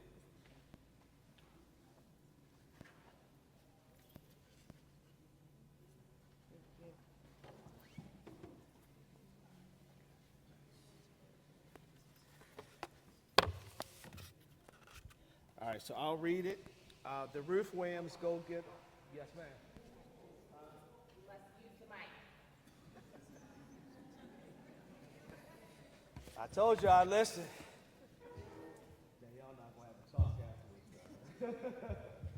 Testing 1, 2, 3. Is that better? Yeah. All right. Y'all couldn't hear me back there? Y'all got that? Y'all at me? Hey, y'all couldn't hear me? All right, the Ruth Williams Go Getter Award presented to. No, I got you there. I don't know why it sound like that. Sierra Armwood recognized women who demonstrate unwavering courage and resolve. Consistently strive towards their goals, exemplify the values championed by Ruth Williams, including self-sufficiency and originality. I don't even think this. Can y'all hear me? Hello. Yeah, hear me now? There you go. All right. So did y'all hear me? All right, good. Thank you, Austin. It's tough, man. 4 daughters, and there was 4 women on the panel. Yes, I tell you, boy, it's tough. All right. So, Sierra, thank you. Congratulations.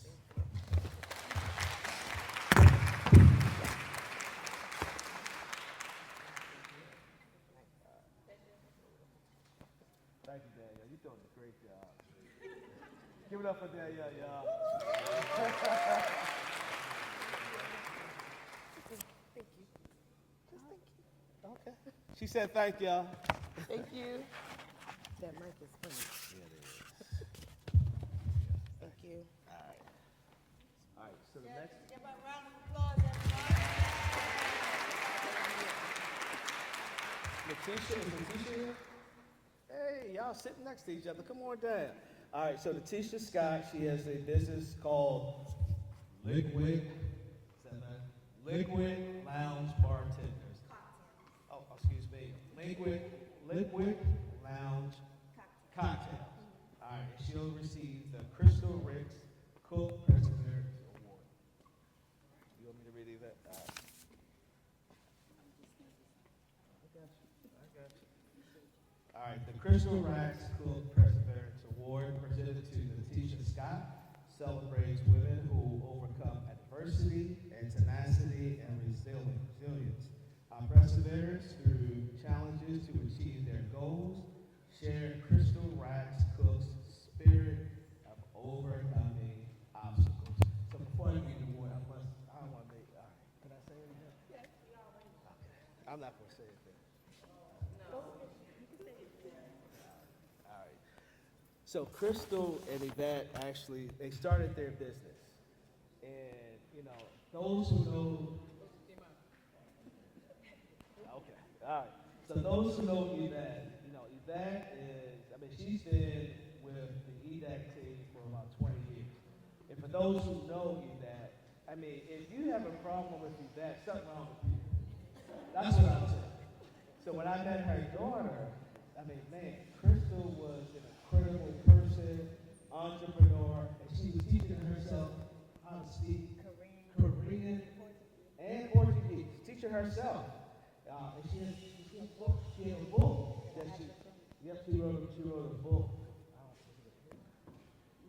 Okay, well, she wrote a book as well. You know, so we always, I mean, one thing about me and Yvette, if y'all good with us, if something happened to you, we're going to keep your legacy alive. So we've done that with some other awards. So yeah, so I'll just say that, and let me just give this award, because Danielle is looking at me like, would you hurry up? So congratulations.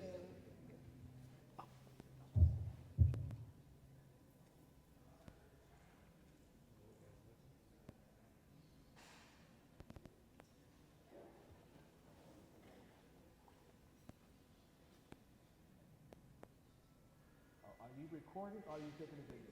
Oh, okay. All right. Well, round of applause. I didn't necessarily anticipate saying anything, but thank you. I am a girl from Denver, Colorado, and I started my journey here at Morgan State. Go Bears, yes. All right, so next up, we are early, so we're gonna have lunch. You know, so for those who have the red tags, you get the lobster and Maryland crab. Everybody else get those lobster. So we're gonna have lunch until 11:50. And this is an opportunity to get back with you. All right. Don't leave yet. We got much more information that's coming. All right. Thank you. Yep, that's it. They can keep eating. We're gonna get started in 3 minutes. All right, so what we have? We're gonna introduce them in a minute, but we just needed them to come to the front. Yep. We're just gonna meet right there. Yep, take your time.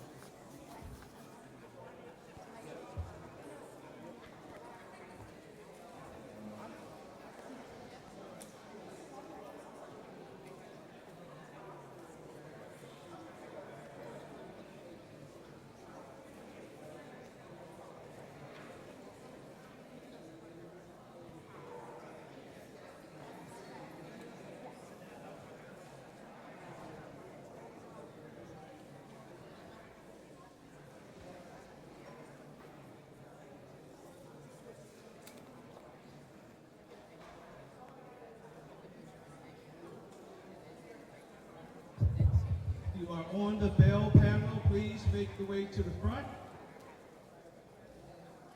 Nicole, Figuera, Sharifa, and Arnisha.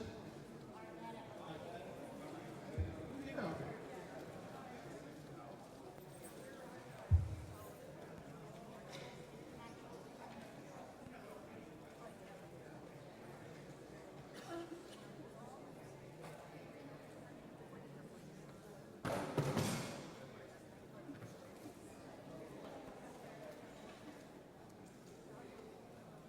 Sharifa.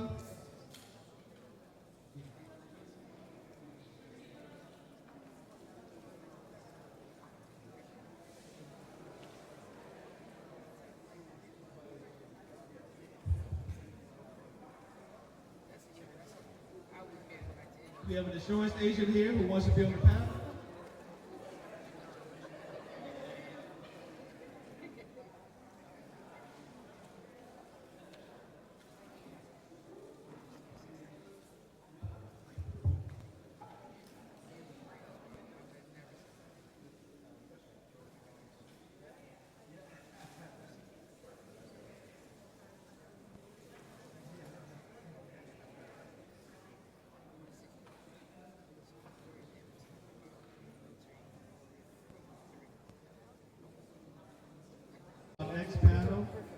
introduce the moderator. We have Danielle Frisbee, the other Danielle, who tells me what to do as well. Something about you, Danielle.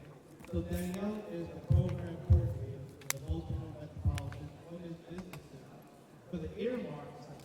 So we were fortunate to have. I got to be ready. I'm the, okay. So we were There it There is. we go. We were fortunate to receive an earmark from Senator Ben Cardin and Congressman, what's the other person? Who? Boyd. No, Van Hollen. There we go, Van Hollen. How about that earmark? Oh, yes. Yes, to do government contracting. Yes. For women entrepreneurs. So Danielle is the program coordinator for that, and Don Tucker is the program manager for that. So I'm gonna turn it over to Danielle, and I'm gonna give me some lobster and crab. Yeah, it's on the second floor. So the second floor. All right. Well, first of all, y'all can clap for that. Come on, lobster and crab. I am so excited to, number one, be here, but more importantly, to get into this panel. So this is our bail panel, okay? Has anybody heard of bail before? Anybody? Okay, I see you in the back, Nick. Thank you. Bail, if you have not heard, it is an opportunity for you to get connected with your banker, your accountant, your insurance agent or professional, and your legal representation. Okay? So I'm gonna say it again. We're talking about banking, we're talking about accounting, we're talking about insurance, and we're talking about legal protection, okay? The reason why these are so important as you're chewing, as you're networking, as you're looking at your phones, as you're looking at me, because what brought you here was business. We want to make sure that when you leave out the door, you feel better equipped and better protected. What matters to me is what matters to you is your questions, right? You may not have them right now, but you probably will as our wonderful panel introduces themselves, okay? Write them down. We will make sure that they make space for you to be able to ask them, okay? So towards the end, we'll make sure that anybody who has a question, you'll be able to line up by that beautiful TEDCO booth over there, and we'll get your question answered. The final thing I'll say about the Baltimore Metropolitan Women's Business Center is that we want to hear from you as much as we want to help you, right? So be prepared to be able to connect today. You'll be able to scan a QR code to become a client of the center, meaning that if you've heard something on this panel today and you want to learn more, you can meet one-on-one with one of our counselors. Or if you want to share the success in your business story, we want to make sure you're able to do that too. Is that good for everybody? I can't hear you. Okay, good. Everybody's awake. We're ready to get started? Are we ready to get started? Yes. All right, perfect. All right, perfect. So I want to get started by introducing our panel, okay? Everybody's going to be able to take the mic and move it on down, and we'll just pass it back around, okay? So with that being stated, we're going to start with the banking. Miss Nicole Earl. She's going to share her experience in her business. For accounting, we are going to hear from Indira Kumar. And for insurance, we're going to hear from Sharifa Muniz. And for our legal, Arnetta, nope, I did it right? Yes, I was overthinking, sorry. We're going to hear from Arnetta Wire. And from there, these wonderful ladies are going to showcase their expertise in each of these areas. So right now, if you can just let us know who you are and how did you get started, and we'll go from there. Good afternoon, everyone. Good afternoon, everyone. There it is. Good afternoon. My name is Nicole Earl, and I am the CEO of Dominion Real Estate. We are an impact investment real estate development firm, and I'm here to talk to you today about banking, and I'll tell you a little bit about my banking experience. Is that enough for now? Yeah, that's perfect. Go ahead. Good afternoon. My name is Indira Kumar, and I'm CEO of AMP International. We're a certified public accounting firm in Virginia with partnerships in Maryland. So those of you who are in Maryland, we can also serve you. We've been in business since 1997 as a women-owned business, and we'd like to share some of those experiences with you later on in the discussion. Thank you. Thank you. Hello everyone, my name is Sharifa Muniz. I am a proud Morgan State alum, Yes. Science Alum 98, and 1. Ooh, go Bears. Back home. I am an independent licensed life insurance agent. But what really makes me stand out is I own and have run a federal government contracting consulting company for many years. So I understand the importance of insurance in business and look forward to speaking more to that. Yes, that's great. Good afternoon, everyone. My name is Arnetta Wire. I'm the CEO of Lake Solutions LLC in Prince George's County, Maryland. I have been a practicing attorney for over 25 years. Lake Solutions, though, focuses on conflict management and training and development. For over 20 years, I've been litigating various cases. And so now I've transitioned into more litigation avoidance. And so think of me as your protector. You need your lawyer up. Yeah, I love that. Thank you, ladies. I love this, right? Because of the fact everything that we spoke about starts with the money, how we make it, how we manage it, how we protect it, and what does it look like when somebody's trying to take it, right? So with that being said, we're gonna start with even how we make this money, right? So we've taken the time to launch the venture or even get to a place where we know that this business solves a problem. And now we're making money or attempting to make money. Can you walk through the process of what is it like to start to look at how to, incorporate banking with your money or putting the business together in a financial institution, what you should be thinking about getting started? Thank you.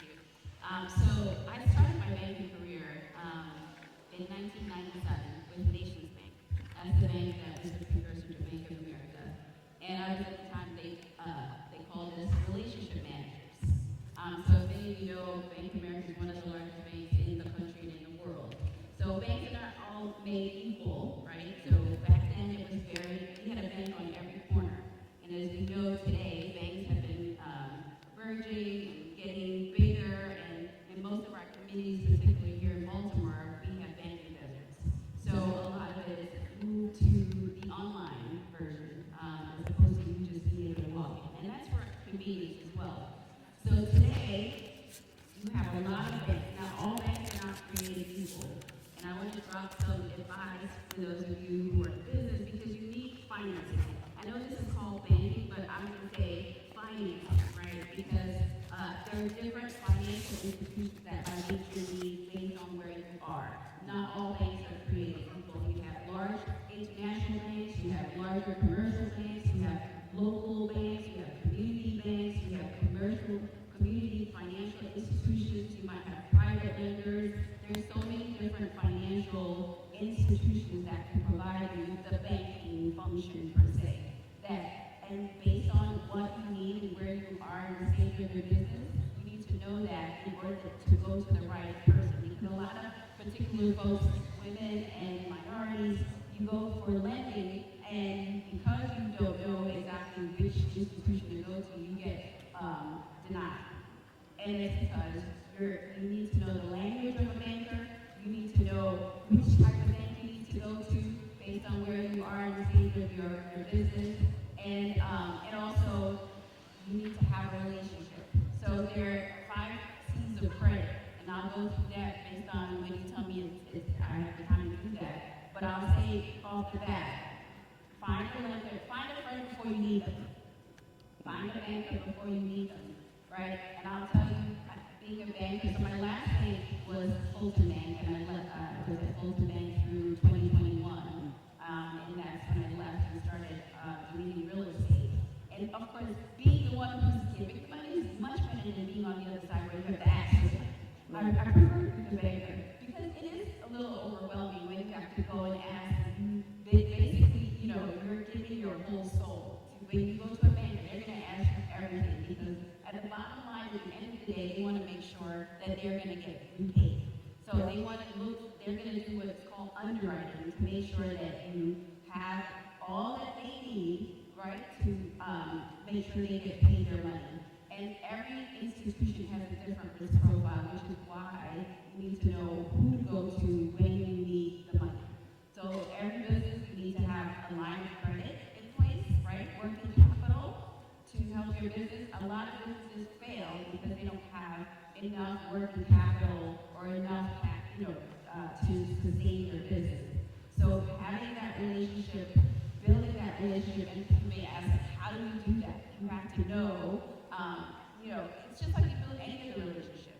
So every bank, as I said, has a different risk profile, which means that they may be this year lending in Baltimore in specific areas, in other, next year they may not, or they may be looking for aeronautical businesses, and this year they're not. So interviewing many financial institutions, learning what they're looking for before you make your ask will increase your chances.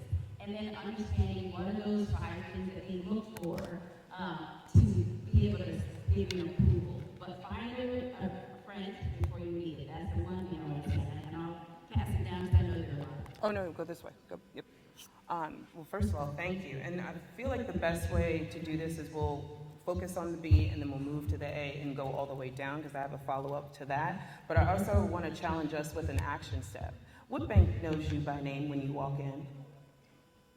Do you have a bank that knows you by name when you walk in? That is going to be our first takeaway. I can affectionately say when I walk into my bank, Fulton, they know me by name. And I love that, right? Everybody deserves to network with the bank. Make an appointment. They want to meet you. Just as Nicole said, you want to have that friend before you need that friend. The fact that you are a business owner or emerging business owner is a big deal.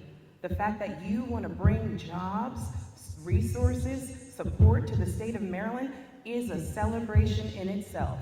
Make the appointment. The reason why I wanted to go back to you for a second, and then we'll pass it down to the accounting, is you said something about the language that you need to have, and then also which type of bank you need. Yeah. So I wanted to speak to that a little bit. Sure. So, when I was a banker, folks would call me and say, I want to borrow some money to do this. What's my interest rate going to be? The minute you say that, I know you don't know what you're talking about. Because we have to do like a complete and thorough underwriting, get to know you before I can tell you what your interest rate is or how much I can lend you. And also, just understanding there's some preliminary questions. So they need to know you. So I'll go through the 5 C's, right? Nice. And also, folks would tell me, I started a business, I don't want to borrow any money, I don't want to end my personal credit. Well, when you're a small business, that's all you have. And so we are going to look at your personal credit score because that's what's going to tell us, number one, how you've been managing your finances of today. So the first thing I'll talk about is your character. Because a bank is going to look at you as a person, who are you? And your personal credit score tells us how you are as a person, who you are as a person. It's sad that you have to go by a number, but that's America. It's a number. And so that tells us before you even build your business credit, and you should do that. And if you don't know about math, that's the place you can start to build your business credit and start tracking if they have an app, and you can get some of your scores even free. Dun Bradstreet's also, you can start building your credit with them and get some help there. You don't necessarily have to pay for that because they'll try to sell you upgrades. But anyway, personal credit. So they're going to, personal character. They're going to want to know who you are, how you've been doing as a person. Are you a person of integrity? Have you been doing your business well? Are you paying rent wherever you're leasing? Are you on time with those? They're going to look at every facet of who you are. Also, I will tell you, we're talking about getting to know you. When I was underwriting, I was on the commercial side, so you wouldn't have seen me in a branch. It was so funny. So most people, when I said I was a bank, they're like, which branch are you with? I've never been in a branch. I've always been on the commercial side. So they may also, if you had if you're a corporation, you had a board or a nonprofit, they may want to see, who are your board members? Because that also tells who are you. And if they knew somebody that was on your board or that you that could vouch for you, that's character. Because when you walk into a bank, you don't have a relationship and we don't know you, we don't know you, Adam, how can we want to know how you've been in the community, what you've been doing, all of that, your history, your career, all of that will tell. It's kind of like almost writing like an essay when you're trying to get in college. We want to know who you are as a character. Right. Also, capital. Do you have other working capital? Do you have some money to bring to the table? Do you have some savings? Do you have some, something? Because nobody's going to lend you 100%. Right. It's a loan to value is what it's called. And we'll probably lend you 75, 60. It all depends on what kind of loan you're trying to get, what institution you're at will determine what value you're getting. So do you have the rest of that money? Do you have it in your bank account, your savings, your retirement, that you can bring to bear? Right. It's called skin in the game. What kind of skin do you have in the game? Right. If somebody says, a banker says that to you, they want to know, like, what do you put in? No bank is going to give you everything because we're going to have money. What do you do? Absolutely. Absolutely. The second one is capacity, and that goes to your team. So most times, especially VCs will hear this, they'll ask you, who's your management team? Now most of us, like, our small businesses, we're a team of one, but so they're going to look at, like, are you using 1099s? Do you have some consultants that can support you? Like, what capacity do you have in your company to fulfill this business plan that you brought to us to say you're asking us some money for, right? And then also, everybody probably knows this one, collateral. Yep. Do you have something that if you go bad on this loan, I can come and get it? Do you have a house, a car? What do you have? Because I need something, right? Not, it's an additional skin in the game. And then lastly, conditions. What are the conditions? Conditions are like basically a market analysis. You have this grandiose idea of the business you want to start. Have you done any kind of market analysis to tell me whether this is going to work?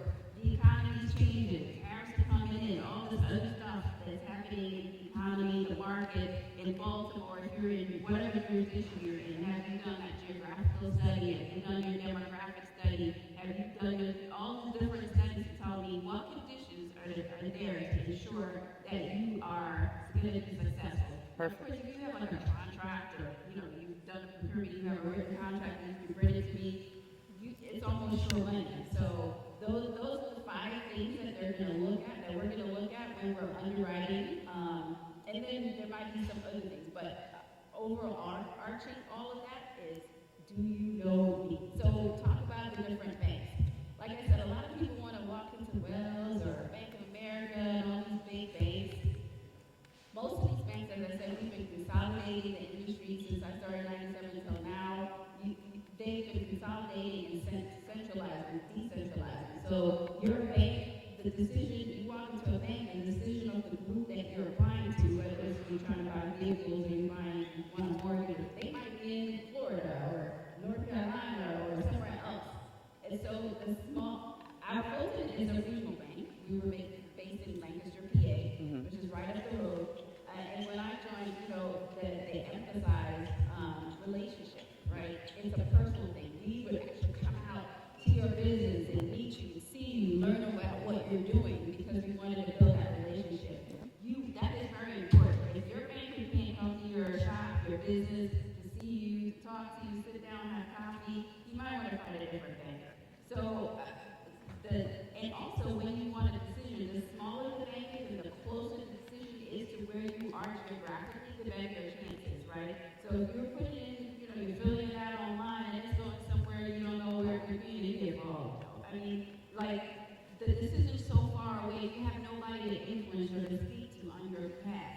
Right. You want to be able to be local. So you can walk into a MCE or you can walk into a PCL, which are community financial development financial institutions, which are built and funded by banks and philanthropy and the treasury to help newer businesses, and so they take a little higher risk than like a commercial bank. Commercial banks don't want to take risks. I'll tell you that right now.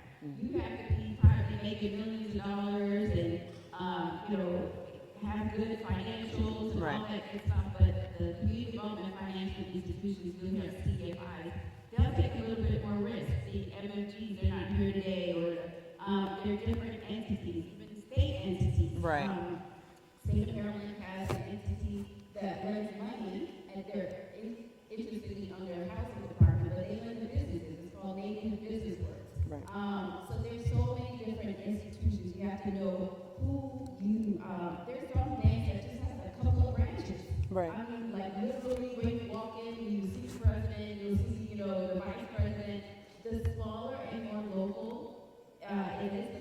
Okay. make relationships with a few people. You don't have to just go to one financial institution.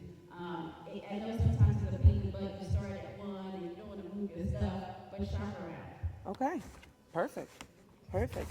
I think that for everything that Nicole said, for every question, for every investigation that a bank is going to do into you and your business, you need to do into them, right? So if they're going to hit you with 5 C's, you hit them with 5 C's. You want to know their character, right? You want to know about them. They're going to give you money. Are they going to take it back?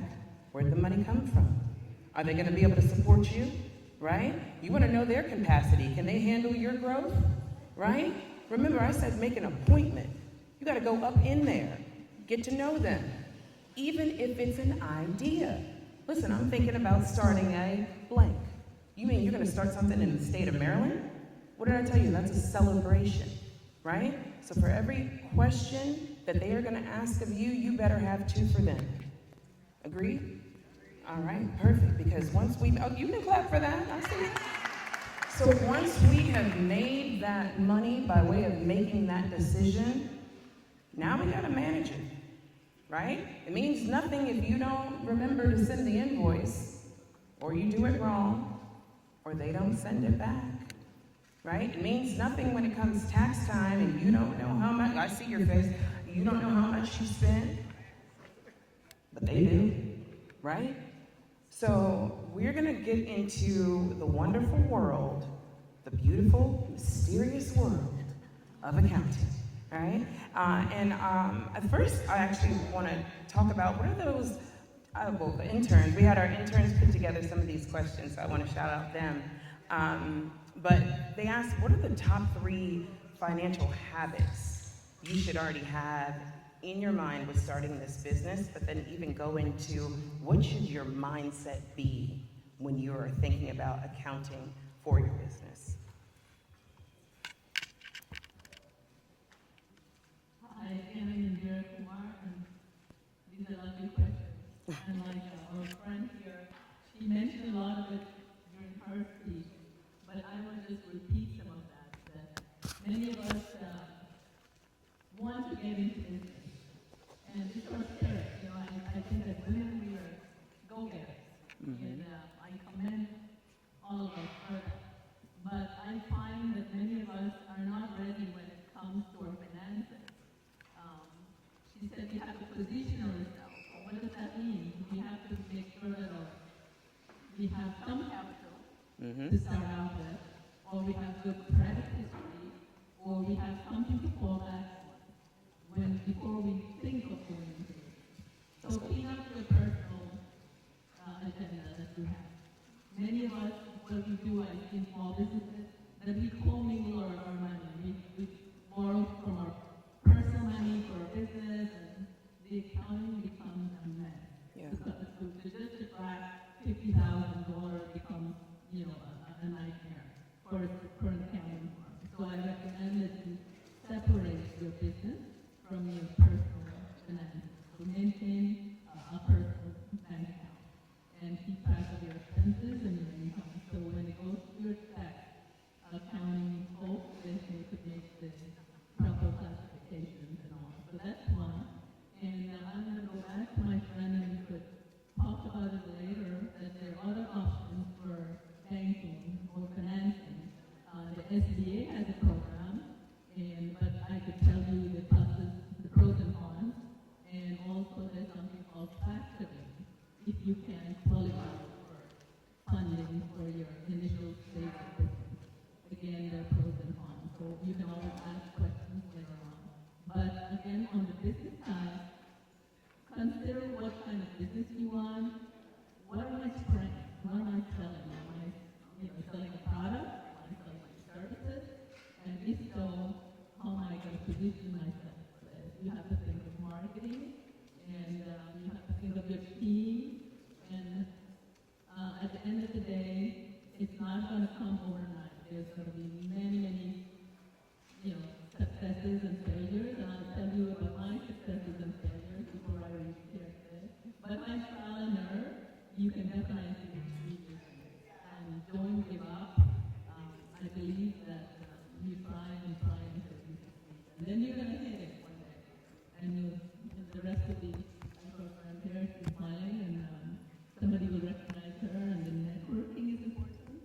It's form your team. You know, everyone in the room, everyone that you meet in the elevator, smile, you know, hi, and so. What do you do? And how about you? So then they ask me, and I'll ask, but just be generous. I come from a very sheltered background, like I grew up in the village, in farming, and just like you said, we were not poor, but we were not exposed to the Western world. Like I grew up in a country called British Guyana, which is now called Guyana in the Caribbean, the only English-speaking country in South America. I'm an Indian from India. My ancestors are from India, but you may ask, how did I end up in the Caribbean? But that's history. When the abolition of slavery, I'm diverting a little bit, but I'll give you a history of who I am. After the abolition of slavery, workforce was needed by the colonizers. So India was controlled by the British at that time, and they wanted workers. So they took workers from India, China, and many other of their territories to the colonies that they needed work for, including Africa. So we grew up in a country with 6 races, and I can go on and on, but I'm from there, and I grew up in the farm. I came to the United States when I was 18 years old. I was admitted at Howard University, where I got my bachelor's degree in accounting and business administration. And I am proud to say that coming from a background like I did, that I made it. And I always tell the kids, you know, you're born in America with a green card, with a citizenship. What are you complaining about? Yeah, take me for an example. You know, by hard work, honesty, you can make a career or you can make yourself successful. And I met my husband, who was also at Howard University. He was doing his master's, second master's. He became a senior industrial economist at the World Bank for 25 years. We are well known in the community. We do a lot of social work, both in DC, around the world, Africa, India, Caribbean, and the United States. So it's about giving back to society. And it's not about me, and my background taught me that, you know, it's like you said about her father and her grandfather. You learn that from your parents, and these must be maintained. As women, I always say we are the backbone of the family.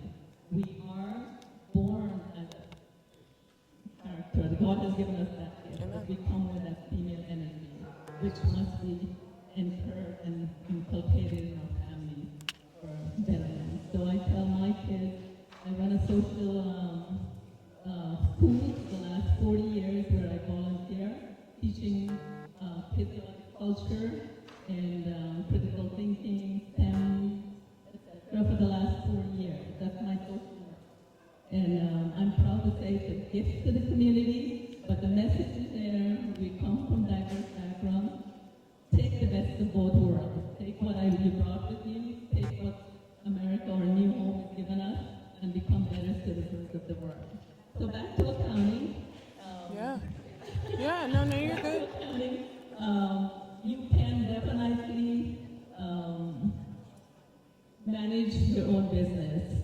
But like I was telling my colleagues at my table, that your accounting system has to be what you call DCA compliant if you are going to be working in government contracting.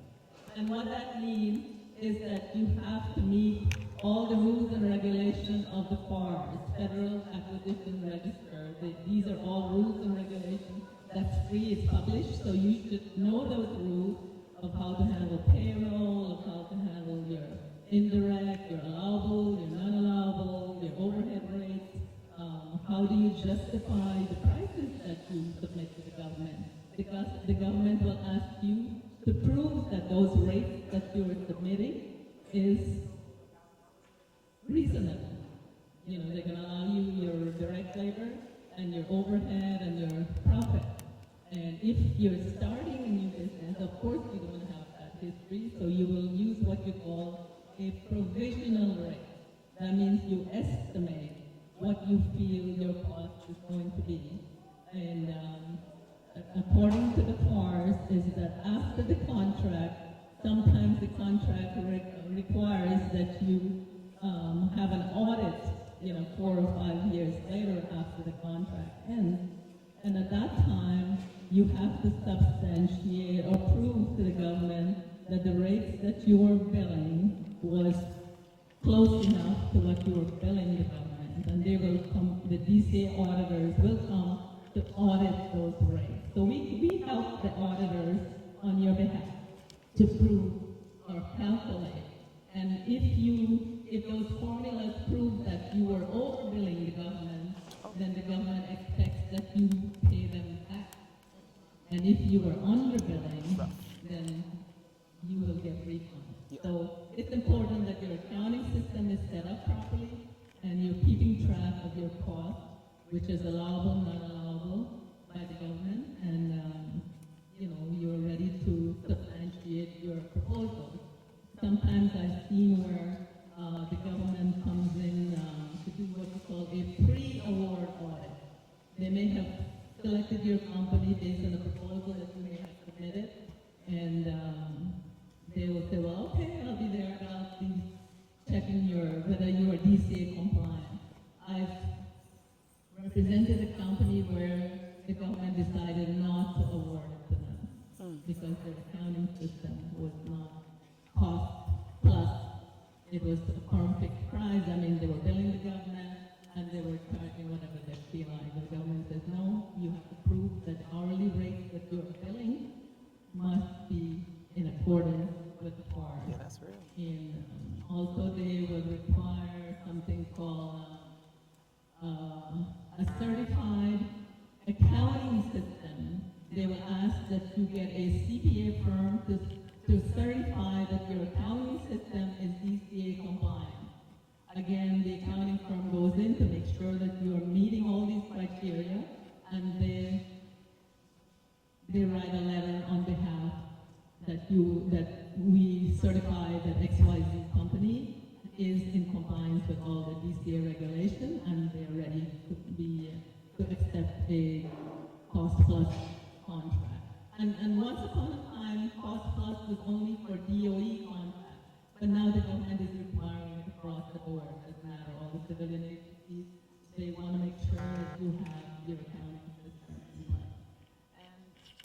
Yeah, come on. No, you're good. Yeah, no. So don't apologize, because a couple of things that you said there stuck out to me. I never thought of accounting as almost like the heartbeat or the conscience of our money, right? So what you shared was honestly your love story about, finding your husband or your husband finding you in college, and the fact that with your knowledge of money and what you've been able to achieve with the company that you've built, you have postured yourself to give back. Yes. And then make that really like your mindset, your mantra, to make sure that you're pouring into others. I think that in itself is its own luxury, but you can't do that if you're commingling your money, right? If everything is running together.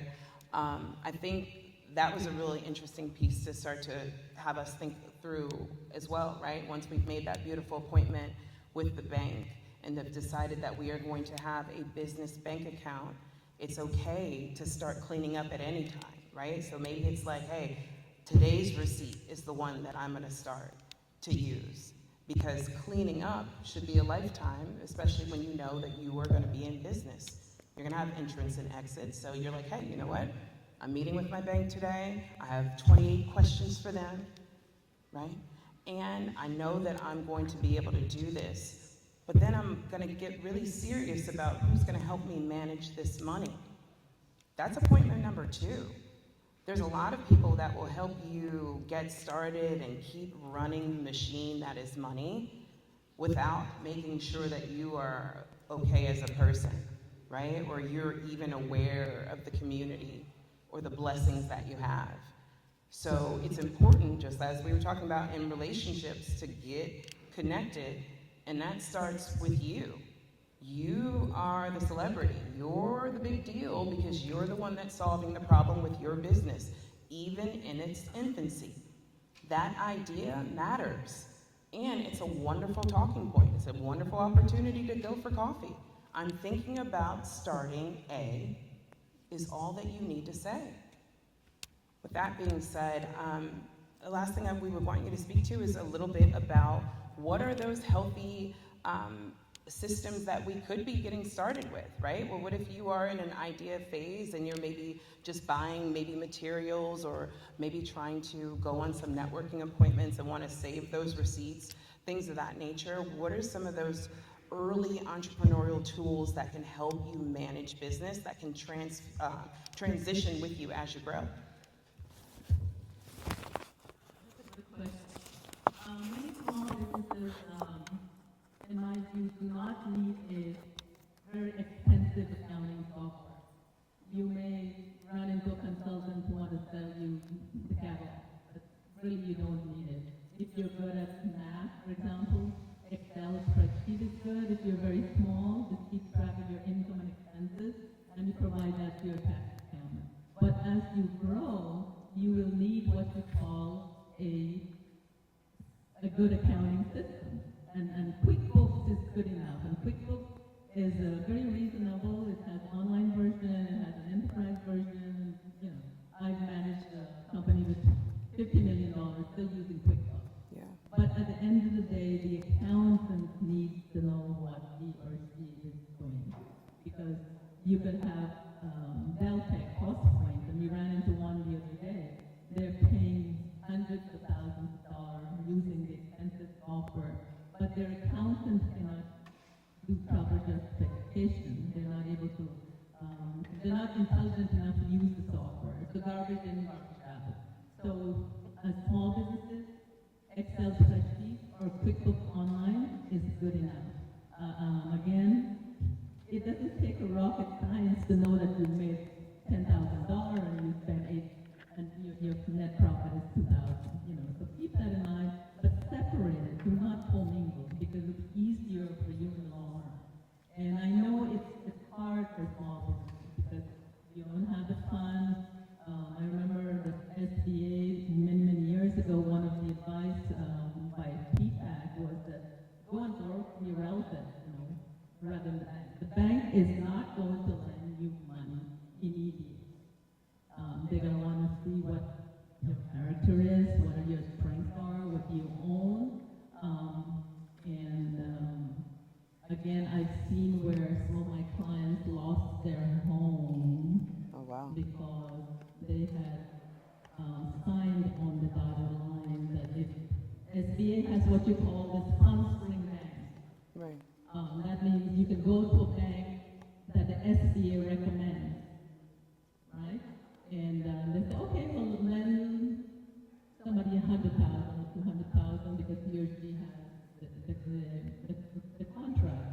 And over a period of time, the company could not, they ran into trouble. Because one of the problem with AA or government contracting, my friends, I have some gray hair, you may not see it, but it's what I call trading of dollars. You're borrowing from Peter to pay Paul. You get 2-3 contracts, and because you're seeing the revenue from contract A coming in to pay contract B, over a period of time, you're using that money, so you're not seeing the real profit because your accountant is not paying attention and you're not paying attention to the bottom line, whether I'm making money on this contract or I'm losing. Right. So you've got to monitor your contract. Yeah. Your accountant has to be intelligent enough to say, well, Mrs. Brown, you are losing money here. Go back to your contracting officer. Because sometimes the contract reads that if you're 70%, you could go back and renegotiate. It depends on your contract. Right. No, it's not black and white. But again, as a business owner, you've got to be very sensible and know where you're losing money. Thank you. Can I that it really depends on. So that's why I said the type of bank that you're going to is very important. So you might be going to a commercial lender when you really need to go to a credit union, a local bank, or a CDFI, who are higher risk profile that will work with you a little bit more. Because the bigger the bank is, it's black and white. If you pay or not, the terms of the loan are this, and if you fail to meet the terms of the loan, I'm coming at you. So you want to work with somebody who's a little bit more patient, a little bit more helpful, a little bit more, that has some flexibility with you. And also, in terms of the accounting piece, that's a big part. When you come to a lender, they're going to ask you, do you know your numbers? And Right. you have to know your numbers, and that's a big part of the accounting. So you'll need to have your personal financial statement, you'll need to have your business statement, or if you're brand new, a pro forma. So your accounting, if you can't do it, you need somebody, an accountant, to do that for you, because that's what we're going to be looking at. Perfect. After you deal with all the soft stuff, it's about the numbers. Awesome. Thank you. Thank you. Thank you. All right, so now that we have our bank and we know that we are able to manage our money, now we get to go to the wonderful world of insuring that beautiful business, which in my opinion is a huge deal, because that means that you are providing a service or a product that is doing well, and now we want to be protecting it as much as possible. So can you even just walk us through what we need to be thinking about with insuring our businesses? Thank you. When you think about insurance, obviously insurance, goes into a plethora. We talk about, my focus is life insurance, but you have property and casualty insurance. You have disability insurance, commercial, it goes on and on. But I'm going to speak specifically to life insurance. But in doing that, I'm going to kind of piggyback a little bit on what has been said and how insurance plays a role there. So a lot of times, as a business owner, and I think to what Nicole had mentioned earlier about knowing the language of business, the language of banking is very important. And I think because I started my career as an insurance underwriter, it really helped me when we started our government contracting company to really understand the lingo, especially when getting our first bank line of credit. Right. So one of the things as a business owner you should really think about is key person insurance. You are a key person in your company. A lot of times we work so hard on our business, we don't even think of ourselves. But now, with key person insurance, what that does is not only does the business expense, cover you and the work that you do, God forbid anything happens, if you get injured, ill, or God forbid, pass away, your business can still continue. The beautiful thing about it, like the example she mentioned about the person losing their home, instead of putting up your home, you can actually put up your insurance as collateral, all right, to the lender. And a lot of people don't realize that this is an actual real asset that you have in person insurance, especially depending on how it's structured. Now, something else that I wanted to just mention here, because we're focused on women here, predominantly, is the statistics show that we as women outlive men. It's just the way it is, okay? So by the grace of God, we're going to be here for a minute.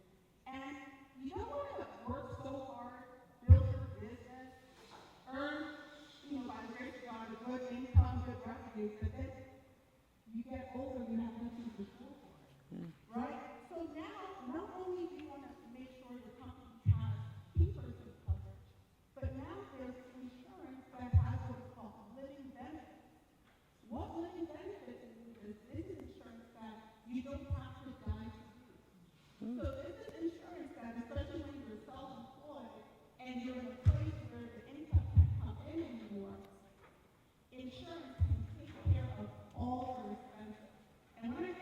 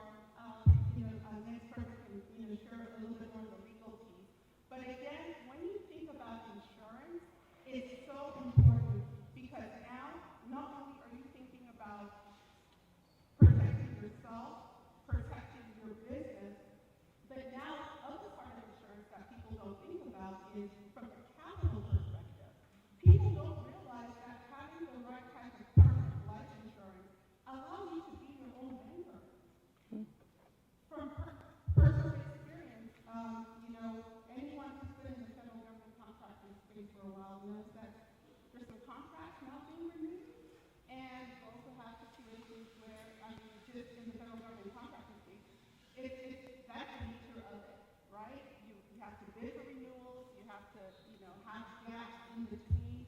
What do I do with this staff member? Do I wait and hold on to them, or can I put them on this next contract? But guess what? When all that is happening and you're in a place where you can't really go to the bank to loan you more money, you can go into your insurance policy. Last year, we were able to go into our insurance policy and pull out a significant amount of money to keep our staff. So that way, they did not have to, be on the market looking for another job until they were able to get onto the next contract. So hopefully this allows you to look at insurance in a whole new way. So when you're thinking about capital, when you're thinking about, just all that has to do with that, insurance is not only for protection, but it also does help with that too. Awesome. Thank you. Thank you. So with that being said, no, I think we're all looking at insurance a different way with the living benefits of it all, and it helps us as we've made these appointments, we've protected our money, we're managing it. But what happens when there's a conflict, right? What happens when we need that support, that representation? So I want to hand it over to our legal extraordinaire to help us walk through what are those legal conflicts that typically come up, especially with early entrepreneurs, or how we should be thinking about legal representation.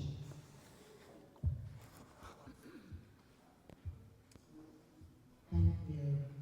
So many times, people want to wait to get an attorney once they have a problem. And by the time you do that, it's too late. You should have had an attorney at the front, at the beginning. Think of the attorney as your co-architect of your business. The attorney can assist you by setting up your business. We also can assist you with reviewing contracts, reviewing RFPs. Ideally, it would be great if your attorney was able to read your proposal response to make sure that whatever it is you are submitting, that you really can do, because we also assist with compliance. So the attorney can assist you in many different ways.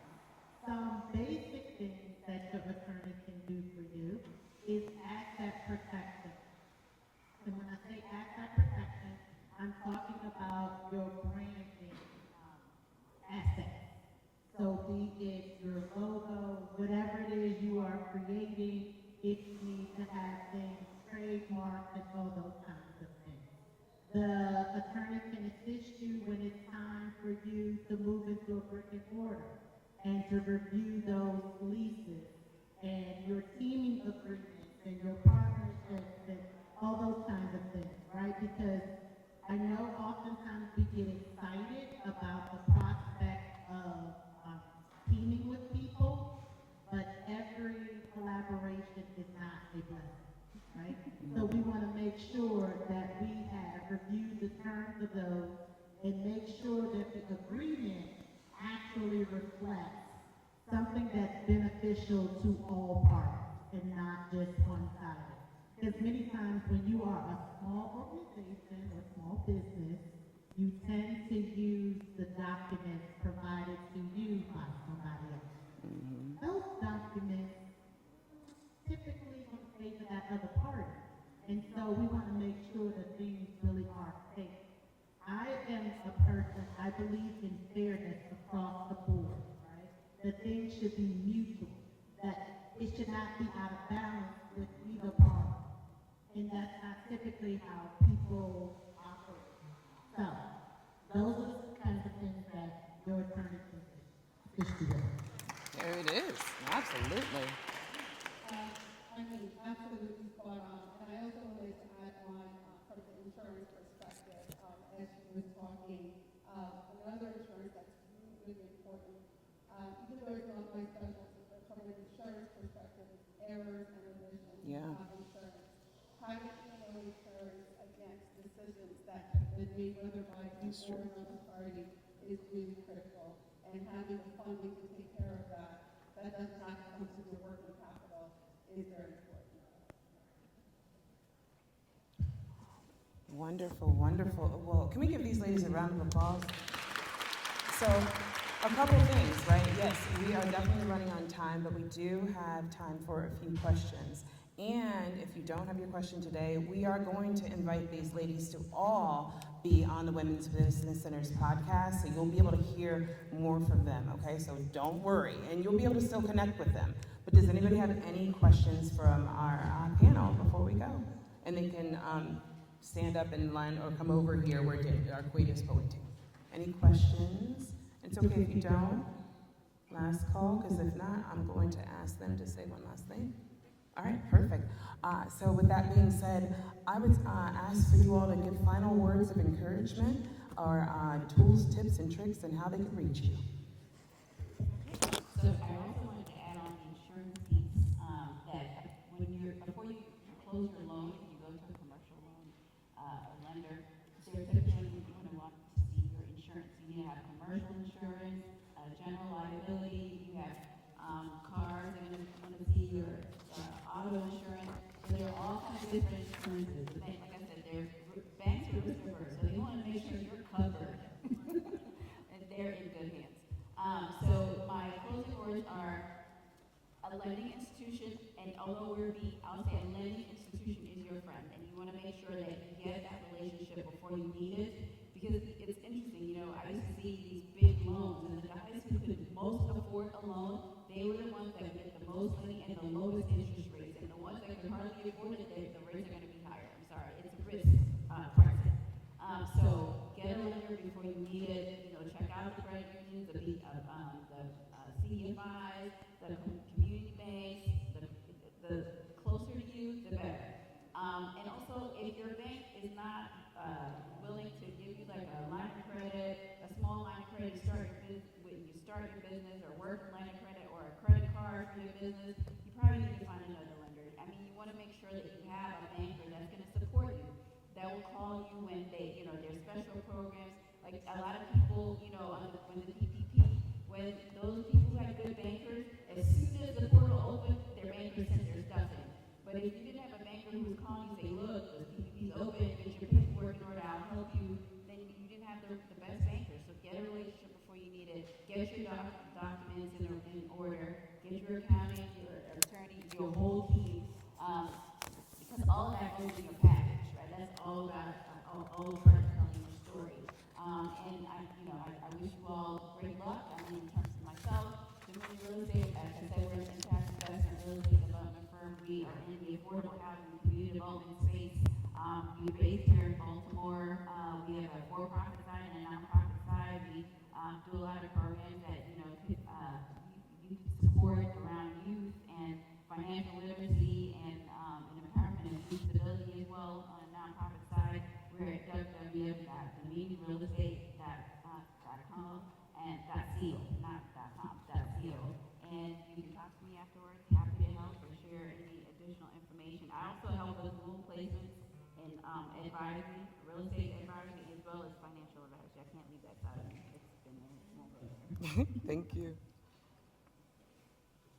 My advice would be, first of all, believe in yourself and follow your dreams, whatever that is. Do not give up.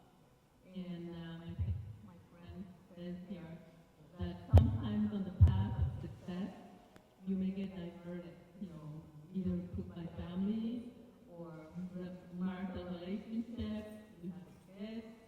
As a female, as a mother, as a wife, do not let go, because it's not about money. You have to, as females, sometimes we have to step back, and we are the foundation of the family. If I look back at my own journey, I probably could be much, much successful, but again, my definition of success is not money. But I did not give up my family. I've seen many business owners who are women. They became divorced, they lost their family, their kids went astray, just because they were paying more attention to the business and not the family. So someone has to be with the children. So good balanced life, in my view. And like I said, as females, in my upbringing, I think it's the women who have to take the back step sometimes. So unless you have a spouse who's very understanding, that, okay, I will be with the children, you go on and follow the business. But do not give up, whatever your dreams are. And I also believe in mentorship. You know, at my age, I am giving back to society, not only to youth, but also to female business owners and business owners generally. I want them to learn from my mistakes or my journey, so they don't have to learn or take years to learn what I know now that they could have learned if they had a mentor to guide them. So, and it's free of charge. So my information is available. My email, my phone will be available to all of you. So Dawn, and please feel free to share it. And I love open houses. We can form a women's networking group, and let's mentor some of these women. So thank you again. Thank you. You know, it really takes a village. You know, no one can do it alone. One thing I will say as an entrepreneur is the fact that, yes, you know, there's no one that can say they have to make their own share of mistakes. But I just want to encourage you guys to make new mistakes. Don't make mistakes that you don't have to go through. That's the reason why you can talk to each other, talk to us, you know. 9 out of 10 times, whatever you're facing, someone else has been there and done that, you know.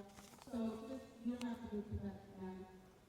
We work too hard, and we're so focused on a lot of times on particular growing our business, getting our business to that next level. But please, if there's one advice I could give is to take care of you. Take time to take care of you. And so part of doing that is if you don't have something, if there's something else to be perfect, please get it. And if you do have it, please go find out if you have living benefits. It's so important because you work too hard to have your life savings paid out because of an event that you couldn't predict.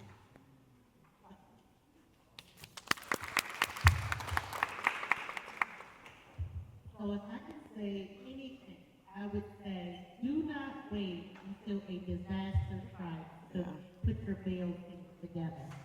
That is something you need today. Actually, yesterday, right? But today. And make sure that you decide to partner with people you trust, right? Because think of each of these relationships as partnerships. These are people who will have an intimate look into your business. I like to think of it as we coach you in various different ways. So absolutely, you should still have Apex and SCORE and all your other business coaches. But think of each person in these roles also as a coach. You need the service on the front end. Do not get bogged down about the cost of it all. Sometimes it's less expensive than what you think it will be, but also, at least for me, I believe in to whom much is given, much is required. And I think most of us believe in service, and that's why we're here. And so we are willing to assist you as best we can. Just like, I think it was Vincent, who said, find your trusted person, right? Who you can call no matter what. And you need somebody in each of these areas to be able to do that, all right? So we are here to help you however we can, but get your team together today. Thank you. All right, thank you so much. Can we give one more round of applause for our whole Bail team? Thank you so much, and ladies, we are super excited to connect with you, and we are getting ready to take a wonderful picture. Thank you, Austin. So please get ready to take a picture as we transition things over to Danielle and Omar, and we'll go from there. Okay, go into Danielle. Going to me. All right. We're going to transition from me to the Queen. So take it from here. I'm going to finish up my prayer.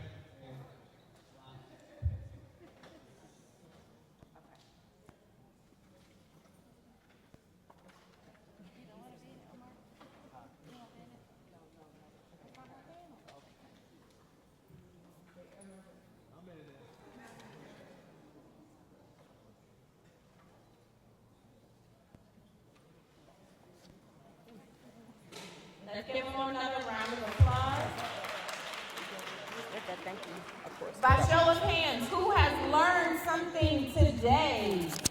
By show of hands, has anybody learned something new today? Wonderful. All right, so we are getting ready to transition. The first thing that I would like you to do and ask of you is for you to throw your trash away. There are several trash rooms, trash cans located on both the left and the right-hand side. We are getting ready to break into 3 different groups. At 1:30, we will have the... You are and who you're representing today. So starting with Lynette Bryan, who is the President and CEO of GSA Federal Solutions. Is it my turn? Because you're looking at me. I said I was going to get her.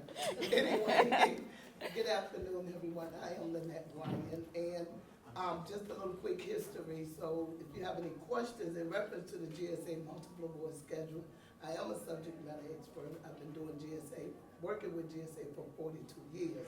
I worked with GSA for 30 years as an employee. I awarded contracts with GSA, and I saw the demand that we weren't getting our share of knowledge. We didn't know that that was the primary vehicle. So I came out educating and motivating and making it happen for a small business. So we'll talk a little bit more about that. Thank you. So next we're going to introduce Pamela Miner, who's procurement specialist and VA certified counselor with the Maryland Apex Center. Hi, I'm Pam Miner, and as you said, I work with Apex Accelerator. It used to be called PTEC, if you've been around. And I've been around long. I had a government contract with a company for well over 25 years, and I've been the Apex Accelerator counselor for 9 years. I do it part-time. Also president and CEO of the Southern Maryland Minority Chamber of Commerce, and I have another consulting company that I do on the side. I don't see any days to do. So I keep doing stuff. And then next we have Amy DeRay with Maryland Department of Commerce Military Bases Liaison. My name is Amy DeRay. I work with the Maryland Department of Commerce, and I have been at Commerce for 2.5 years. I came to that position after also being a long-time person in the government contracting space. I worked for 12 years for a small management and IT consulting firm that did a lot of work in the federal health space.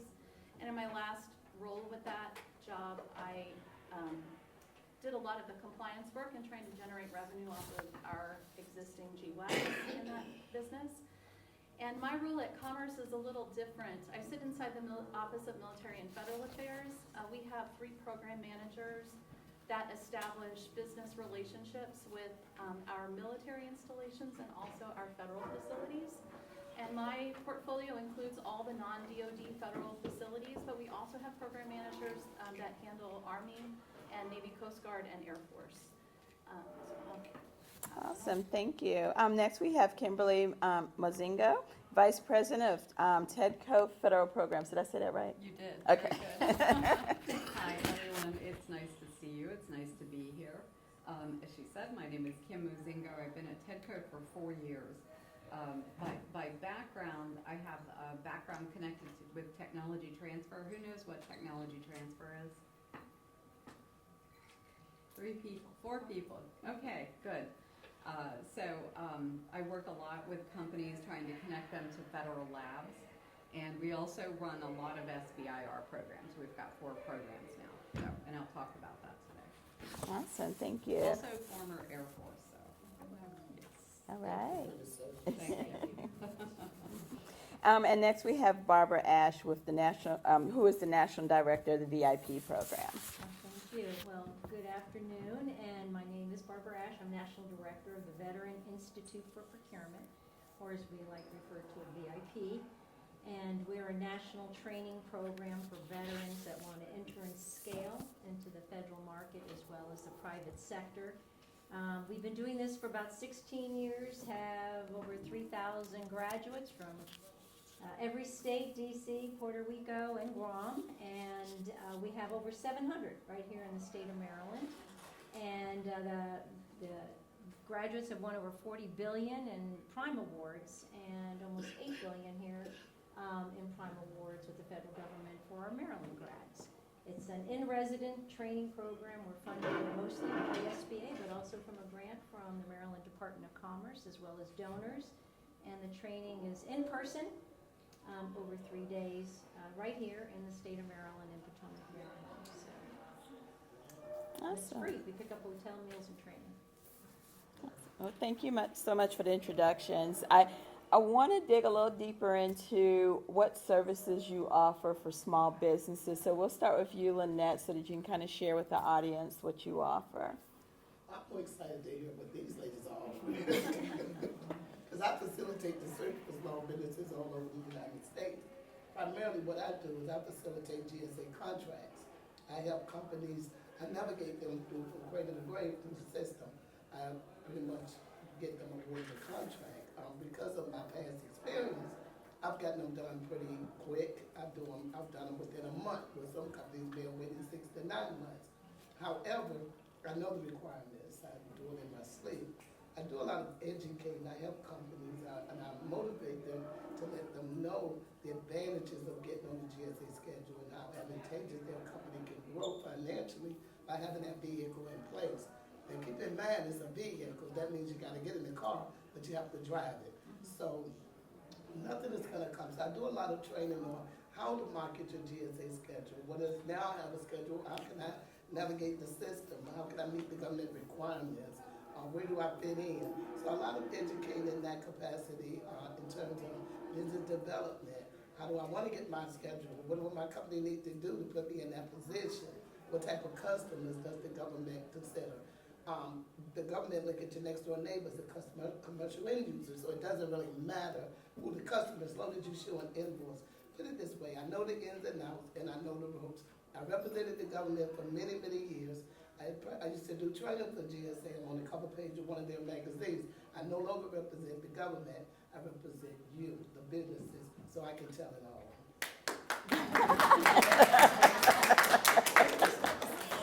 So, Lynette, what does it take to get a GSA schedule? Well, GSA contracts are predicated on 2 things, past performance and offer the government a discount. And is there anyone in here that has a GSA schedule yet? Okay, all right, awesome. So we can get into some questions. So Pam, can you share a little bit about the services you offer for small businesses? Yes, so with Apex, what we do is we help you get procurement ready. We will do one-on-one counseling. We can't do the work for you, but we can review your work and give you some ideas in what you do under that capacity, yes. Okay. And how do individuals in here sign up for Apex?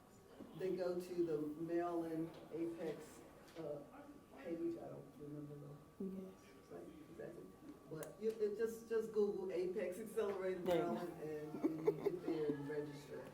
And once you register, it may take a while. I'm not gonna be to get your counselor. Got my client here that she's been trying to get with me for a minute. We're gonna get it going. So because there's only 5 of us in the whole state, 2 full-time and 3 part-time. No one in the part-time. I was a government contractor for, like I said, about 25 years. I got systems on the Gerald Ford aircraft carrier, system on the nuclear destroyer, the Zumwalt. I worked with the Virtual Translation Center, and that's when we built database systems for vetted translators. So if you found something, a napkin, a computer, or whatever, and you needed to get it translated, we had the vetted translators in the system so we could get it to them right away. So I've been I was you, and at times I can be you because I still have a consulting company and I do kind of stuff. I'm crazy, I know. My husband thinks I am too, but I'm a one-day certified trainer too, so I know how to balance my time, so we still have geek night. So I know you're part of Apex. Is anyone else a part of Apex so far? Awesome. Okay. It's a great organization to be a part of. I was there at one point. I have a quick question. On the scale with SCORE. No, SCORE are like retired business people. I'm one of the few that's been a business owner at that level. The other ones that work in our organization, a lot of them were government people, kind of like yourself, and then they came over to there. But I'm the only one there that's really had a government contracting business, especially over 25 years. Awesome. So Amy? Same. So I'm going to back up just a little bit and talk more broadly about the Maryland Department of Commerce for just a second. We are one of the 20 executive departments in the state, but as a business, you are our constituents, right? A lot of the Maryland departments are focused on individuals, we are focused on businesses. And so often what will happen is if you're a business and you're new to the space or you're facing a business decision, you might reach out to our business development staff. We have a regional business development staff, so no matter where you are in the state, you have somebody who is fully acquainted with the entire stack of financial tools and resources that may be available to you as a business. So for Prince George's County, you know, you might not only qualify for state incentives, but there might be some county or local incentives that you may qualify for as well. My office, as I said, we have these relationships with the federal government and the military bases. And so in addition to being able to make some introductions on your behalf, you know, we do some information clearing. So for example, I publish a monthly business to government newsletter that goes out on the first Monday of every month. And that provides a snapshot of many of the government-related procurement events that are happening across the state for those next 30 days. Our office also maintains a calendar of those events. So it's similar to, I'm sure many of you are on GOSBA's calendar. We have a similar calendar, but it does look not at the state, but at the federal tenants that are located here in the state. And we also do some national events, publicity on there, like you'll see, if for those of you who may have gone to the National Hub Zone Council or VETS 25, like those are the kinds of events that we publish on that site. As far as advice to businesses, oftentimes what will happen is I will be brought into a conversation with a business development rep if they encounter you and they establish a relationship and you're looking to move into the federal market, or you're looking to diversify from one federal market to another federal market. We all know that the government is not a monolith, right? Everybody buys something different. And so typically, I will do engagements one-on-one with those businesses or in partnership with that senior business developer. And what I do is basically kind of as listed here, I figure out where you best plug in the spectrum of resources that are available to you. Are you just starting out? Do you need to go to SCORE or SBDC to kind of work on some of those pre-procurement ready programs? Then I'm going to get you into that right position. Are you ready? You know, I keep the Apex Accelerator Readiness Questionnaire open when I do those conversations because I need to know, are they ready and fully developed in order to be able to move into that market, and then I can refer them to the Apex Accelerator. So that's basically what I do. Okay, awesome. You have your, everyone has their contact information we can leave with folks today? Yeah. Okay, awesome. Is everybody familiar with the Maryland Business Express website? Okay, so if you go to the Maryland Business Express website, there are 4 cards, right? Plan, start, grow. If you go to the grow card, hover over that and go down to where it says government contracting, that's all my resources. Okay. So that's the best place to plug into those things that I'm going to talk about today. Now, do you work with all small businesses or only those that are veteran or No, I have no limitations on who I can work with. Okay. You just have to have your business address here in the state or be registered and have a location here in the state. Okay, awesome. Thank you. And so, Kim, you want to talk a little bit about what you do? Yes. Or the services you offer? Yes. So, TEDCO is a quasi-state organization. I do work a lot with Amy. I work with Pam. We have many programs for businesses. We can invest in businesses. We have Prelude Pitch, which is something that you can sign up for and do. I run 8 programs for TEDCO. And most of those are focused on connecting companies with federal labs. And you would want to connect with a federal lab if you're developing a product or service, right? And you need testing or you want cooperative research with them. That is, two of my programs do that. Another is called Bridge, which if you went to our table earlier, April is the lead Bridge advisor. That's a new program for us where we can work with anyone in any business. And what we do is an assessment of where you are, and then we can get a copy of what you should be working on next. So that's a really good program for you guys. I don't have a lot of information about it right now because it is brand new, as I said. I also offer 4 small business innovative research and small business technology transfer programs. Does anybody know what SBIR is, first of all? You do? Okay. Those are great opportunities to get funding for whatever it is that you're building. There are 11 federal agencies that offer funding through the SBIR program. They offer it through their R&D funding. It's a little bit tough to talk about right now because it's going to be reauthorized in September. I think most of us know that, and we're watching it very carefully. I think it will be reauthorized. It's just what's it going to look like? Are they going to do? Usually they fund 3.42% of their entire budget on R&D. A couple people want them to offer 7%. We don't know what that means because if their R&D shrinks down, is it equal to what it was before? We don't know. So at any rate, these are programs that if you're developing a solution that someone can use, you can apply for the program. We have a technical and business assistance program that can offer, complementary to that. We can help you with commercialization or anything else to do with your projects. We have a proposal lab, which is focused on NSF, and we do NSF because they offer the highest dollar amount. Plus, they take any company. It doesn't matter what you're doing almost. It just has to be very innovative. We also offer a matching funds program. So if you get an SBIR, that's really good. We can match that with $25,000 for a phase 1 and $75,000 for a phase 2. We also have a technical assistance program that is new this year. On July 30th, we're going to offer 6 weeks of training. It's a really good training. It's every Wednesday. It's all day long. It's really hard, but it's really good for DOD, NIH, and Department of Energy. So if you think you're interested in one of those, give me a call. We can work. That's essentially what I do, what my programs do.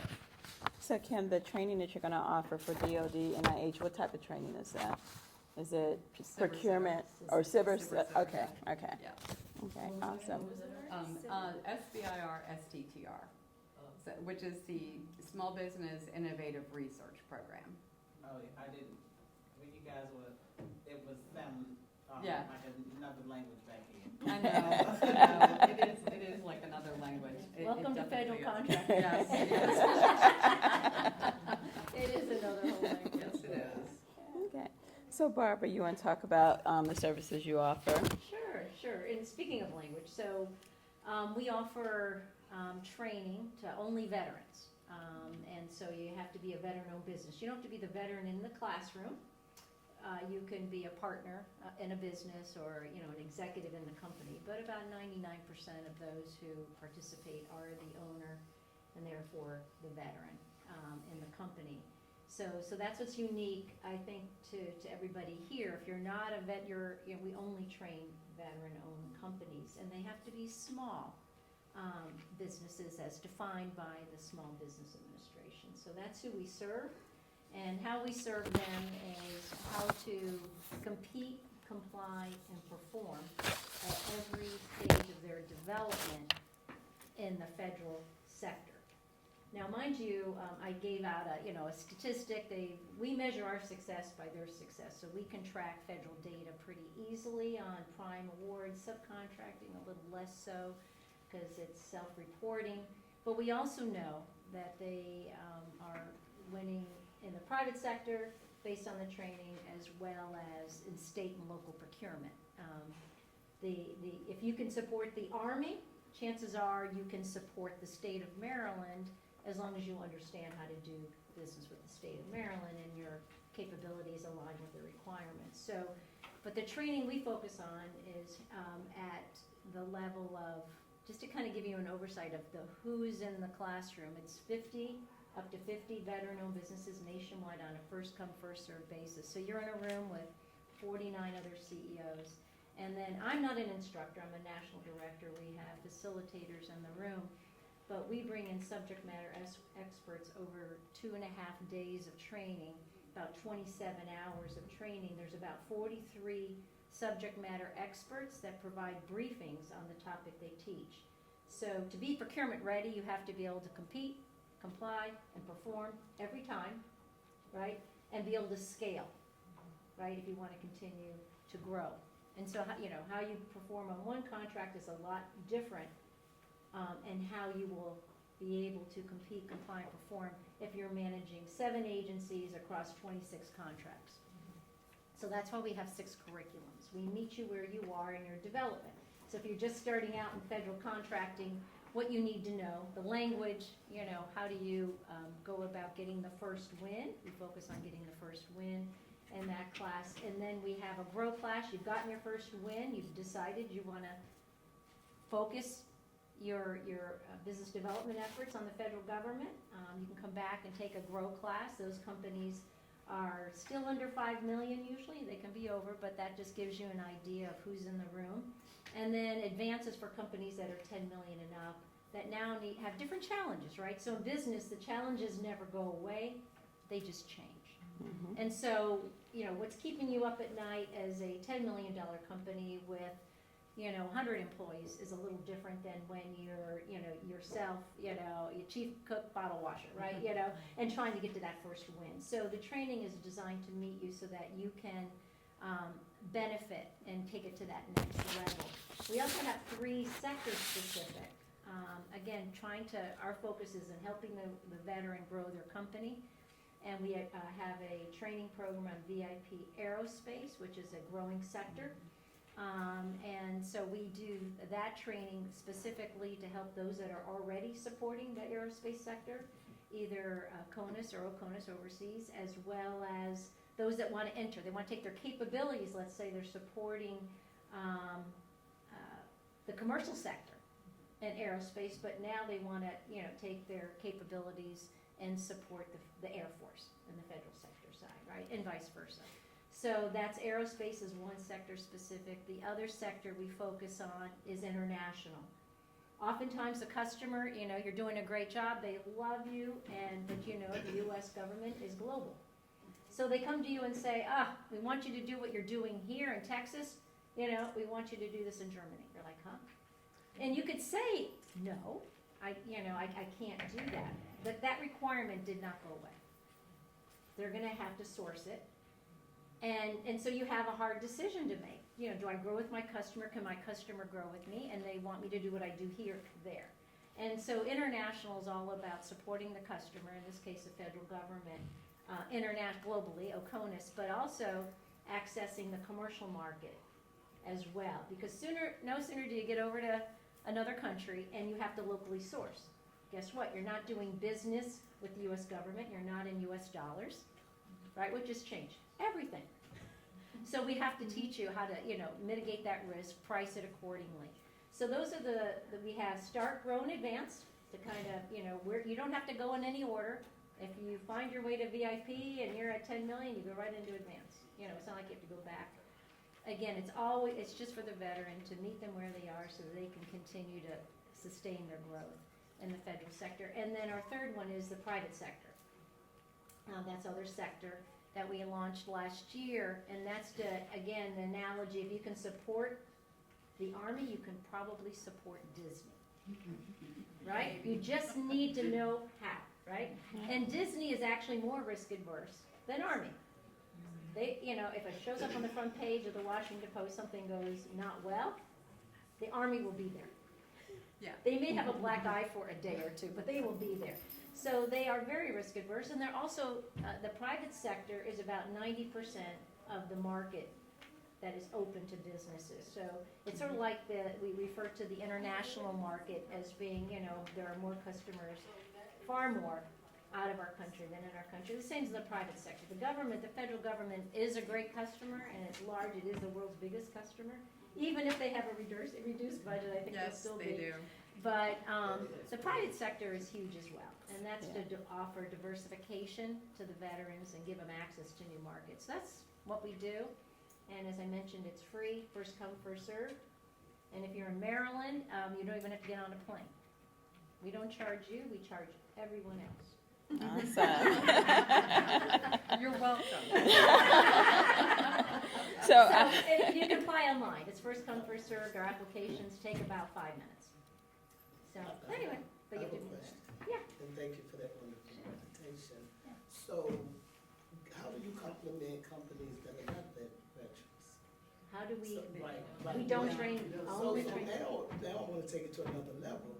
So if you can help me develop my business, maybe if I don't need that, I don't need that requirement, but what if I'm doing consulting and I want to become one of your instructors? How do you guys do that? I think that gotta be some way we can complement each Oh, other. sure, absolutely. So as I mentioned, we have upwards to 43 instructors over those 3 days, and we have over 600 volunteer instructors.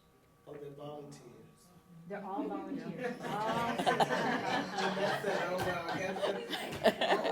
600 nationwide. Some fly in. Most are local around the Beltway, but 600. That's why the National Center, where we do the training, is right here in Maryland, because this is still the epicenter of where expertise is. Right. This is where we have, you know. So I get calls from governors all the time. Can you move from Maryland, you know, and do this in Ohio or Wisconsin? And it's like I would have to send probably 300 of my instructors, whereas this is where the expertise and the network is.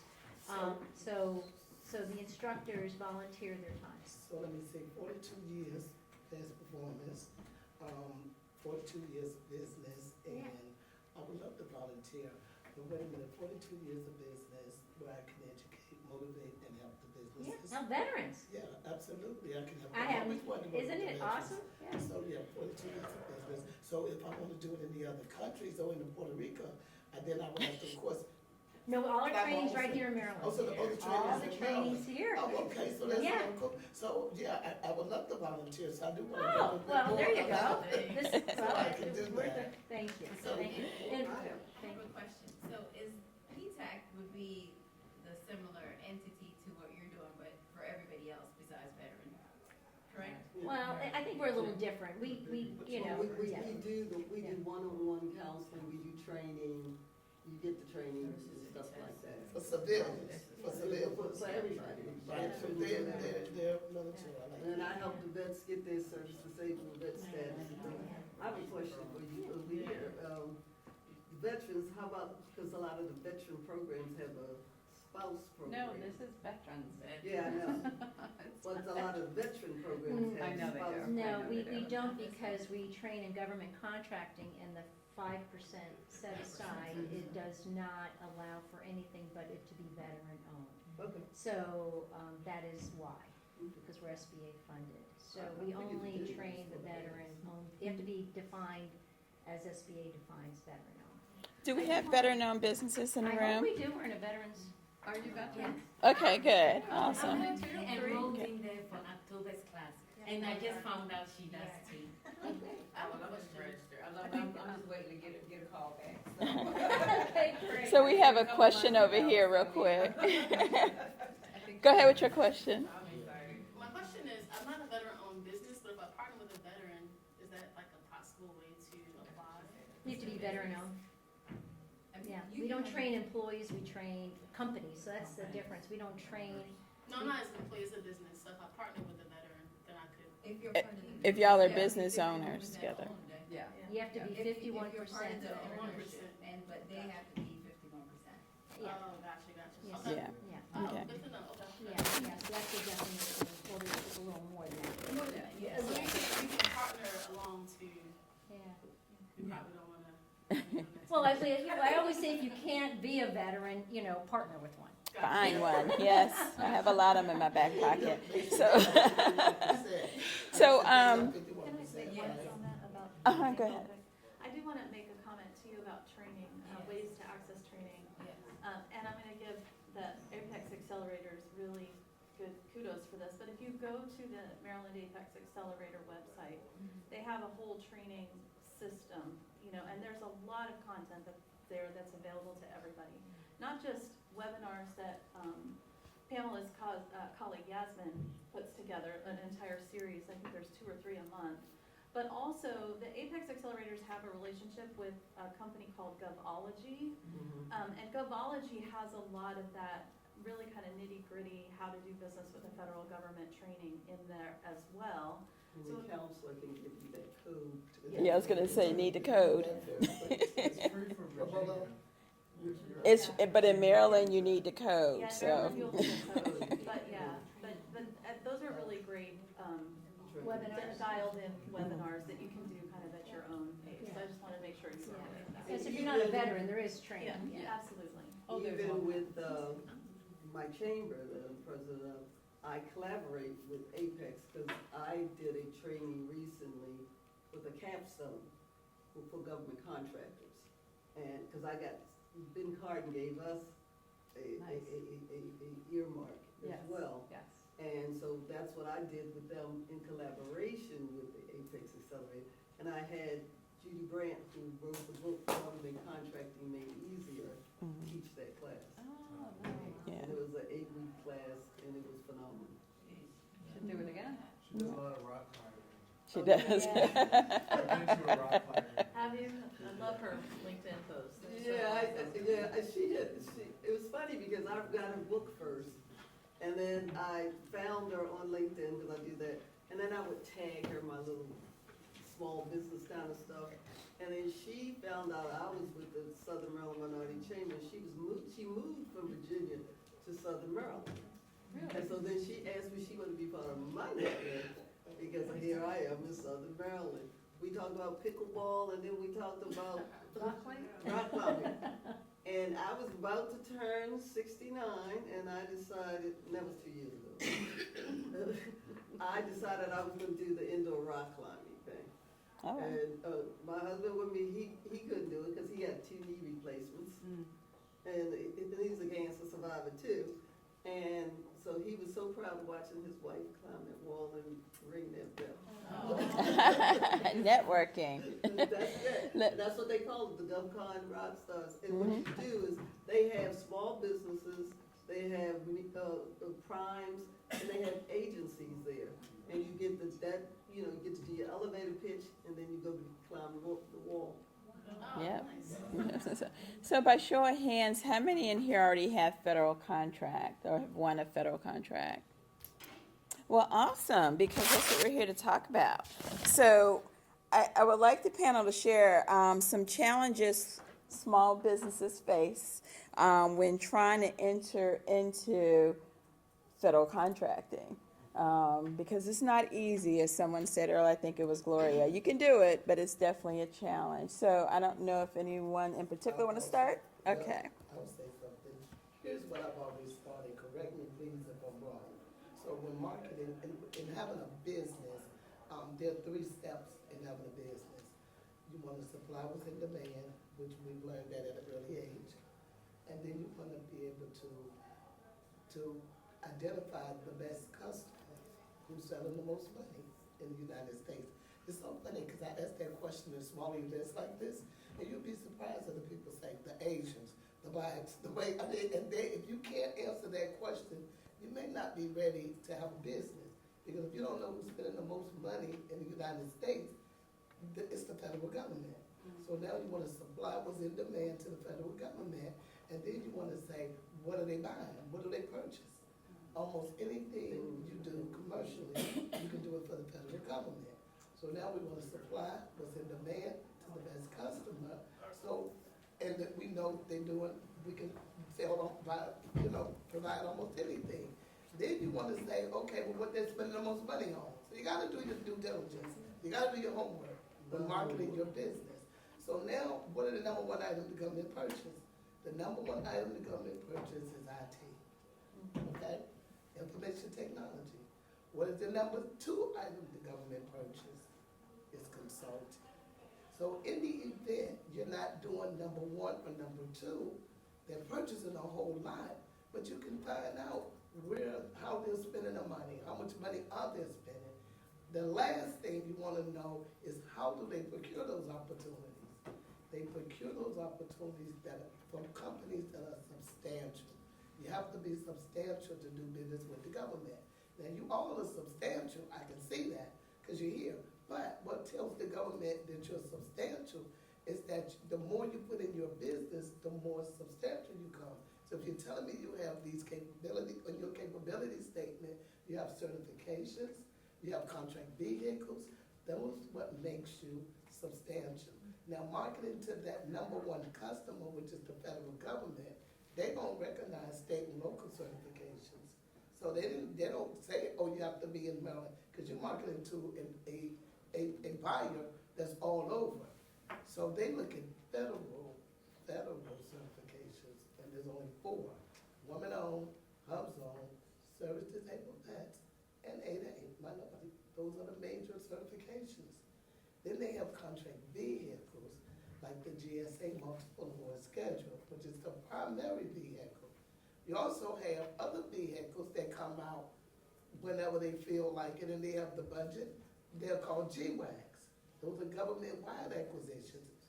A lot of people get them confused with the multiple award schedules. They're not. One of the major differences, and we can do this all day, but I'll tell you the really quick way to know.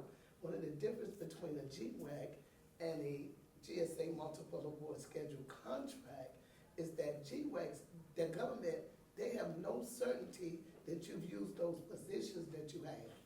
So you may have a company that has 20, on a GWAC, they have 20 positions that they want to offer the government, because basically you're selling services or you're selling products.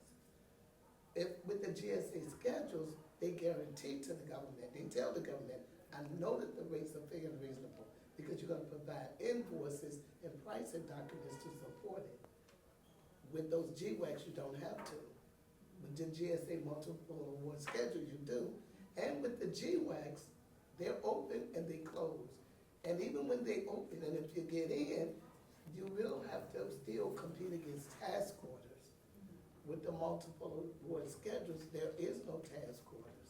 But your rates, the government know that your rates are fair and reasonable. They've been determined that. They've been approved by a federal agency.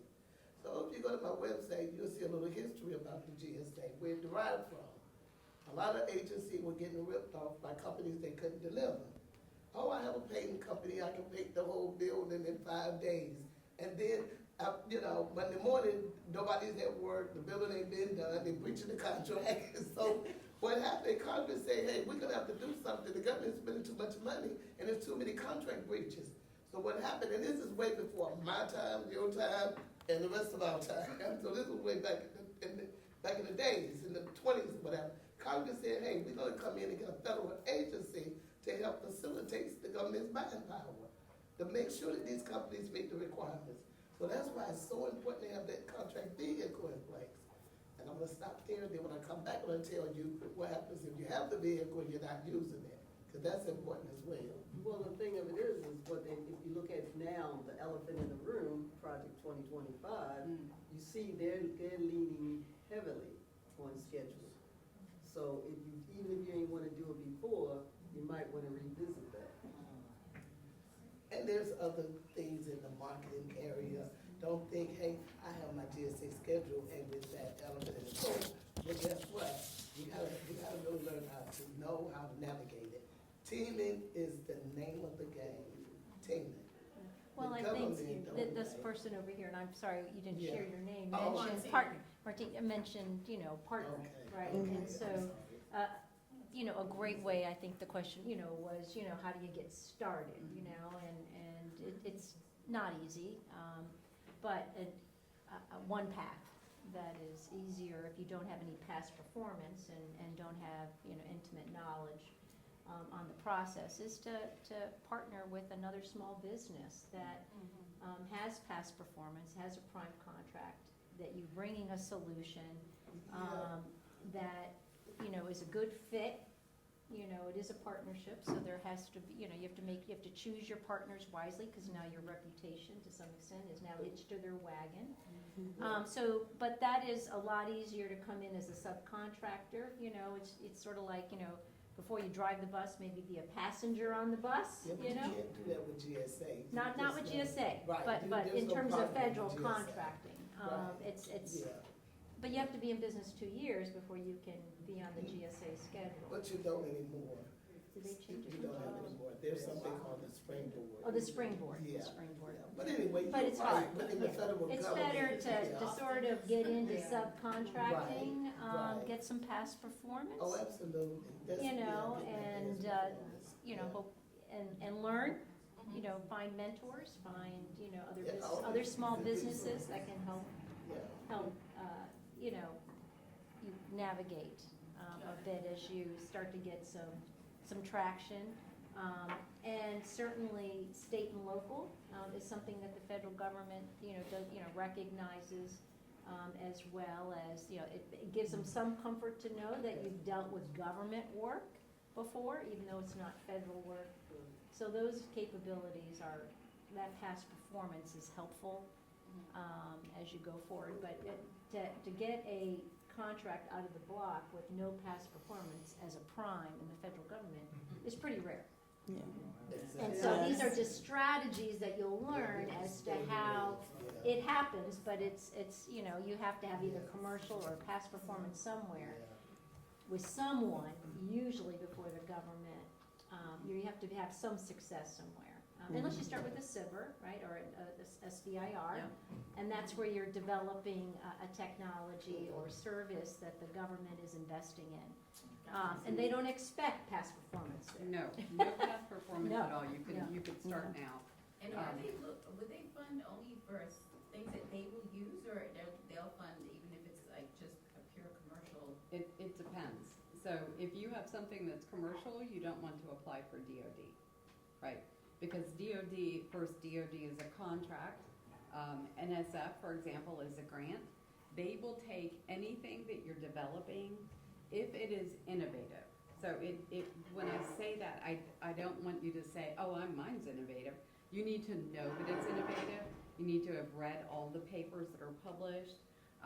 You need to sort all this, you know, cite all of those sources that you know about in your application. It's not easy, but it's doable. And then once you get into NSF, they're not going to buy your solution, unfortunately. So you need to go find someone else that's going to buy it once you get to a phase 2, for example. But the good thing is, what she was saying is that you can use an SBIR to get to know the people that are working around you, right? Like you want to go into the agency, you want to find out who has funding, and how you do that depends on the agency. But once you do, you start to widen your circle, which I think we've already talked about here.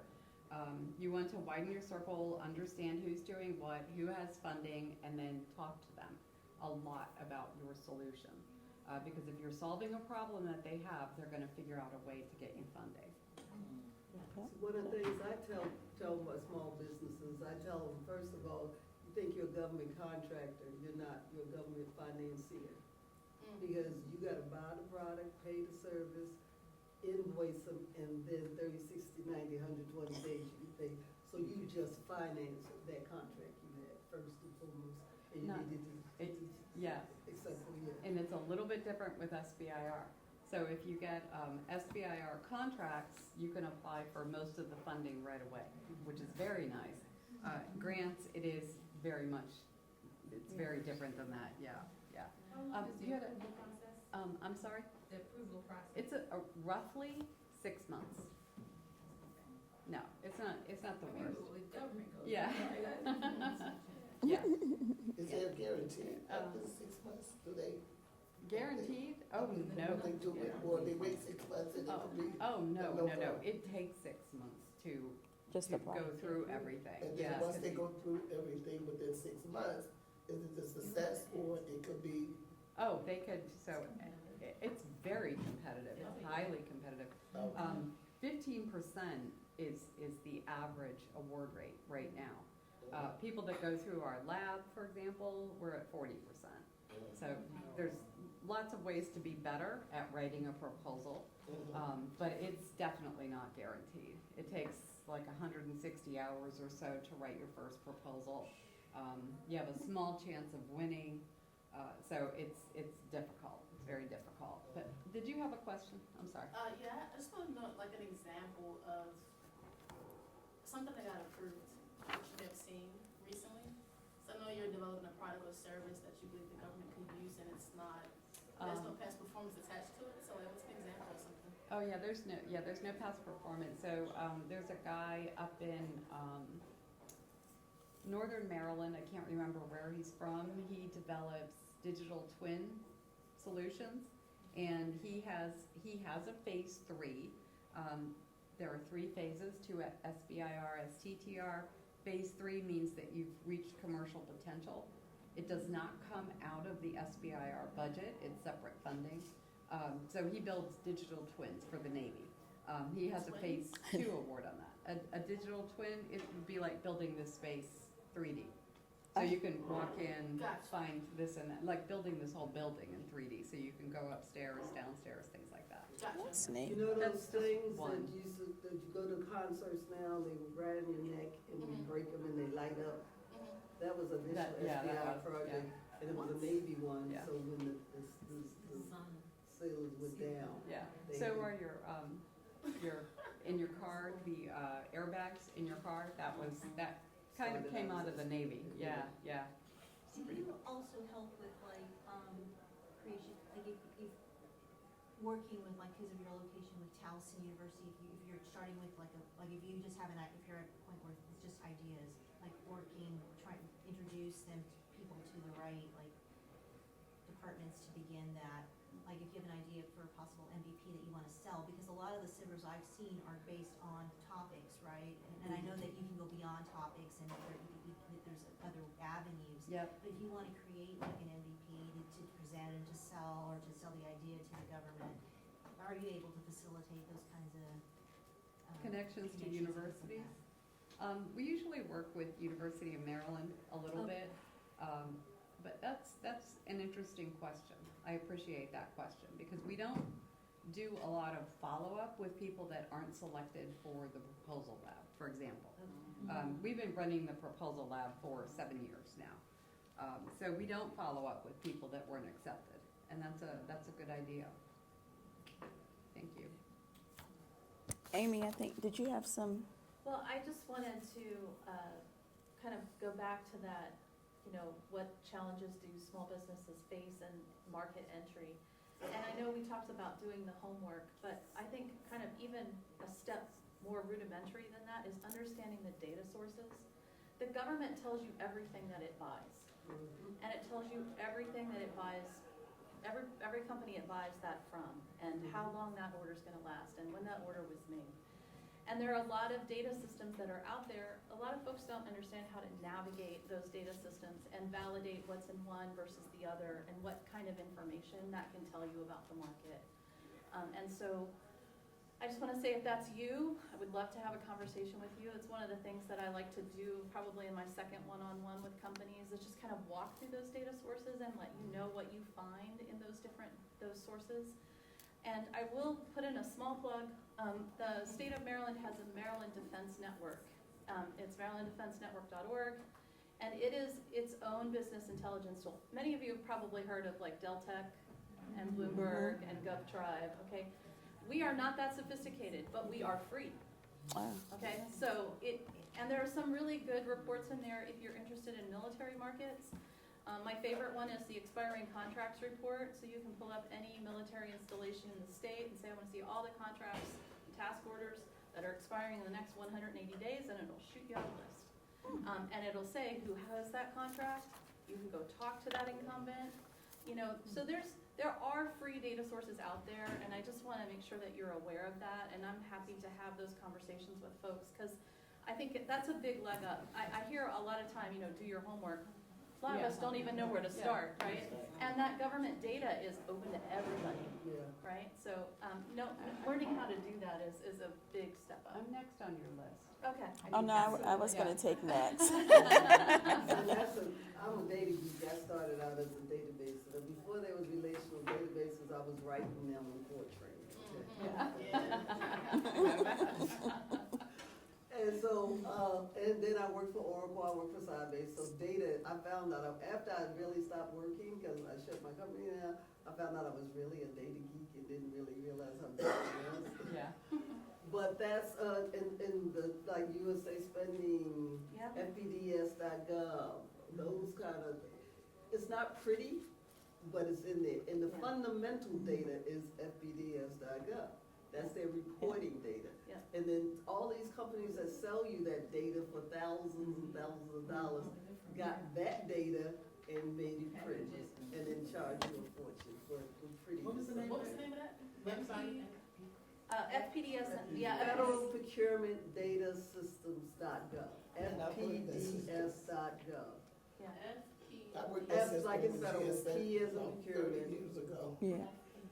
And it's, Yeah. and once you take a look And at that. USA Spending is the prettier version of FPDS.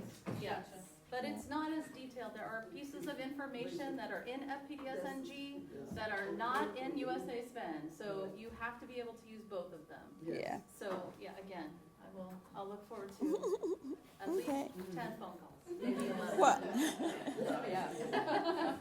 I think one of the biggest challenges I've found with federal government contracting is just building relationships, whether that's B2B or with the government. So I would love if you guys can go around and share that one last tip on how they can do that and be successful.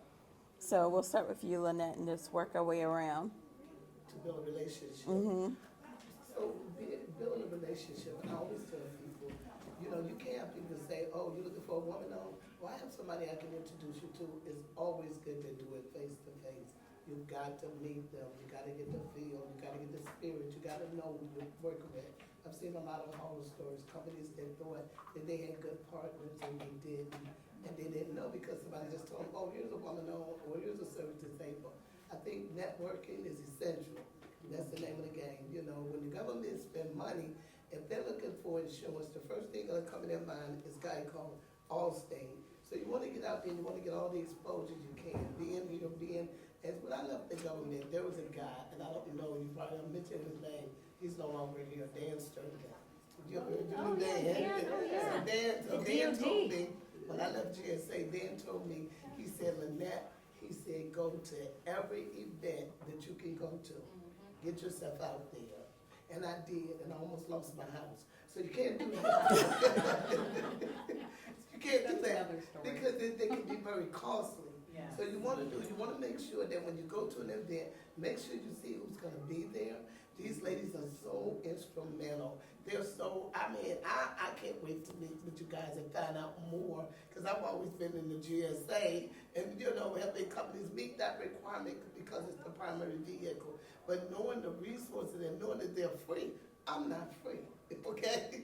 But knowing that they have these free resources is amazing for companies like yourself. So when these ladies are speaking, or when you're going to event, make sure you look and see if it's advantageous for your company. Is this a good niche? If this person, I want to meet with this company, and knowing that when you meet with those companies, you take them out, you have lunch with them, they're local, have lunch with them, be able to interact with them. So now you get the feel of a relationship. So it's not all about working, it's about a relationship. And I tell my clients all the time, my birthday parties are my clients. Keith knows, he's one of my clients. So I have, my birthday parties are full of 30, 40 of my most profitable clients. Some of them doing $100 million in government contracting. But it's about relationship. If you build a relationship, it's gonna stay. So if you're looking at it just for, I tell people all the time, don't look at me as your GSA lady.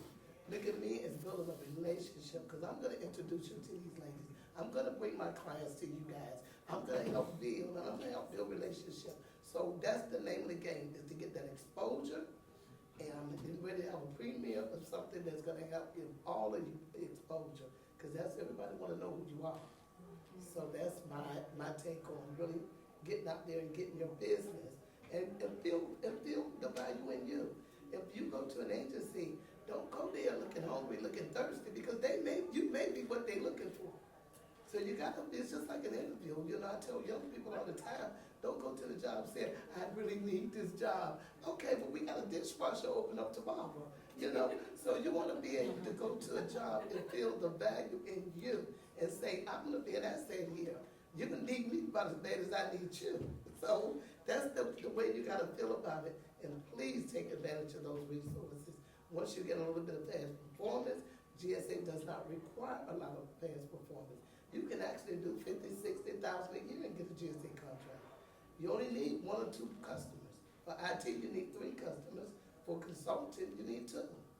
And to you, young lady, because I know your company is doing something in the property area. A lot of real estate agents and a lot of people say real estate is demand, real estate is demand. The government know they're in demand. Not just the commercial world, the government knows real estate is a big demand because GSA facilitates the buildings. They facilitate a lot of the government's buying power, the vehicles. You see how they have on the tags GSA? GSA does a lot of facilitating, and in the property area, there's a really big demand for consulting. Because the government, I was a government employee, but I didn't just sit behind a desk for 8 hours. I did a lot of presentations and a lot of educating for GSA. But a lot of those government agencies, they don't know about the new AI or the new techniques because they're sitting in the office just doing their job every day. You are the ones that can bring that value to the government, you know? So that's the name of the game. Awesome. Awesome. Pam, did you? I just recently started working with a guy in this company that they do networking. Because nobody teaches you, we tell you to go network, but nobody teaches you what does that mean. So you go to a meeting, you got your little cards, but you don't know how to do it. I'm a Baltimore girl. I grew up in the West Side, right? When they talk about doing some networking, that sounded like sucking up to me, and I was like, I ain't doing that. But I was 20, I'm 17 now, so. I need to ride behind you. But this guy, so I've been taking this class. It's funny because I was taking this class, and now he has me teaching some of the stuff. Like I'm teaching AI for entrepreneurs and all that kind of stuff. But that's how you get it, and you meet people. I've always networked. I didn't know it was networking. My mother always networked. She is still friends with her kid when she was a kid. I'm still friends with kids that I was friends with at 7 and 8 years old. And we've been friends, and I'm 70 now. So I always did do that because you wanted to connect with people. You didn't want to, I wasn't looking for anything from anybody. If I could help you, my mother was that kind of person. So I knew you want to be helping them. They have a job to do. Your spirit, your value can help them get that job done and get it done properly. So that's what you bring into the table. Everybody wants a with them. What's in it for me? Yeah. So you gotta tell them what's in it for them to know you. Not to just give up, I do this, I do that. No, I see you're looking for this kind of application or this thing here, and we have this kind of expertise. So you wanna, when the homework is finding out what that is that they're looking for, and then you can talk to them about that. Not just I'm a woman-owned business, what you got? No, they always hated that. So, so you don't want to go to that, because that sounds like I just filled out paperwork, I don't have anything to offer. They know you have those, because they looked at your capability statement, so why are you bringing that up? You bring up what they're looking for and how people don't care about you until they know you care about them. Awesome. Well, real quick, I want to, because I know we're almost out of time, does anybody have any questions they want to ask before we end? Are you ladies willing to share your contact information with us? Willing, we're here. Keith? I just want to say, a friend of mine said he's in your training course in October, so he'll be. Oh, great. Oh, good. Then there's 3 of you, right? There'll be 3. You said 2 over here. 2 over here. Yeah. Excellent. Oh, good. Okay. Well, it's just first come, first served. Yeah. I got the reminder email. We haven't forgot about you. Just Yeah, we only put 50, we don't put more than 50 in a cohort. That's great. Well, yeah, absolutely. I know we all would share our contact information, and just wanted to echo what you had to say. There, there is a saying that your net worth is equal to your net worth. Your network is equal to your net worth. So, yeah, and you and can there. cheat on getting that network together, because I cheated, I played golf. I'm a golf instructor, so. You are? Yeah. I need to talk to you. So I used to play golf with the deputy CIO down in Navarre, so. Yeah. I didn't have any contracts, I got it from her network. Well, there's a lot of work that gets done on the golf course. Go ahead. So, how do you, what would be your advice if you are someone who knows that you come with a lot of value? You did it as a W-2 employee. And I know a lot of times they ask for past performance. That's just past performance. Well, but they label what is your company's past performance. See, and that's the language that I kind of get tripped up over, because it says, what's your company's past performance? And I take it as you said, well, I am my company, but then sometimes it don't fly. As a W-2, or did you get paid as a company? So what do you do to overcome that? Well, it's different for GSA, and remember GSA. A lot, when it's a 1099. So it can help you being a W-2 with GSA, because remember, GSA is a vehicle, it's not an acquisition contract. So if you need the passport, say now they have a springboard. Most of the time, they don't tell you how long you have to be in business.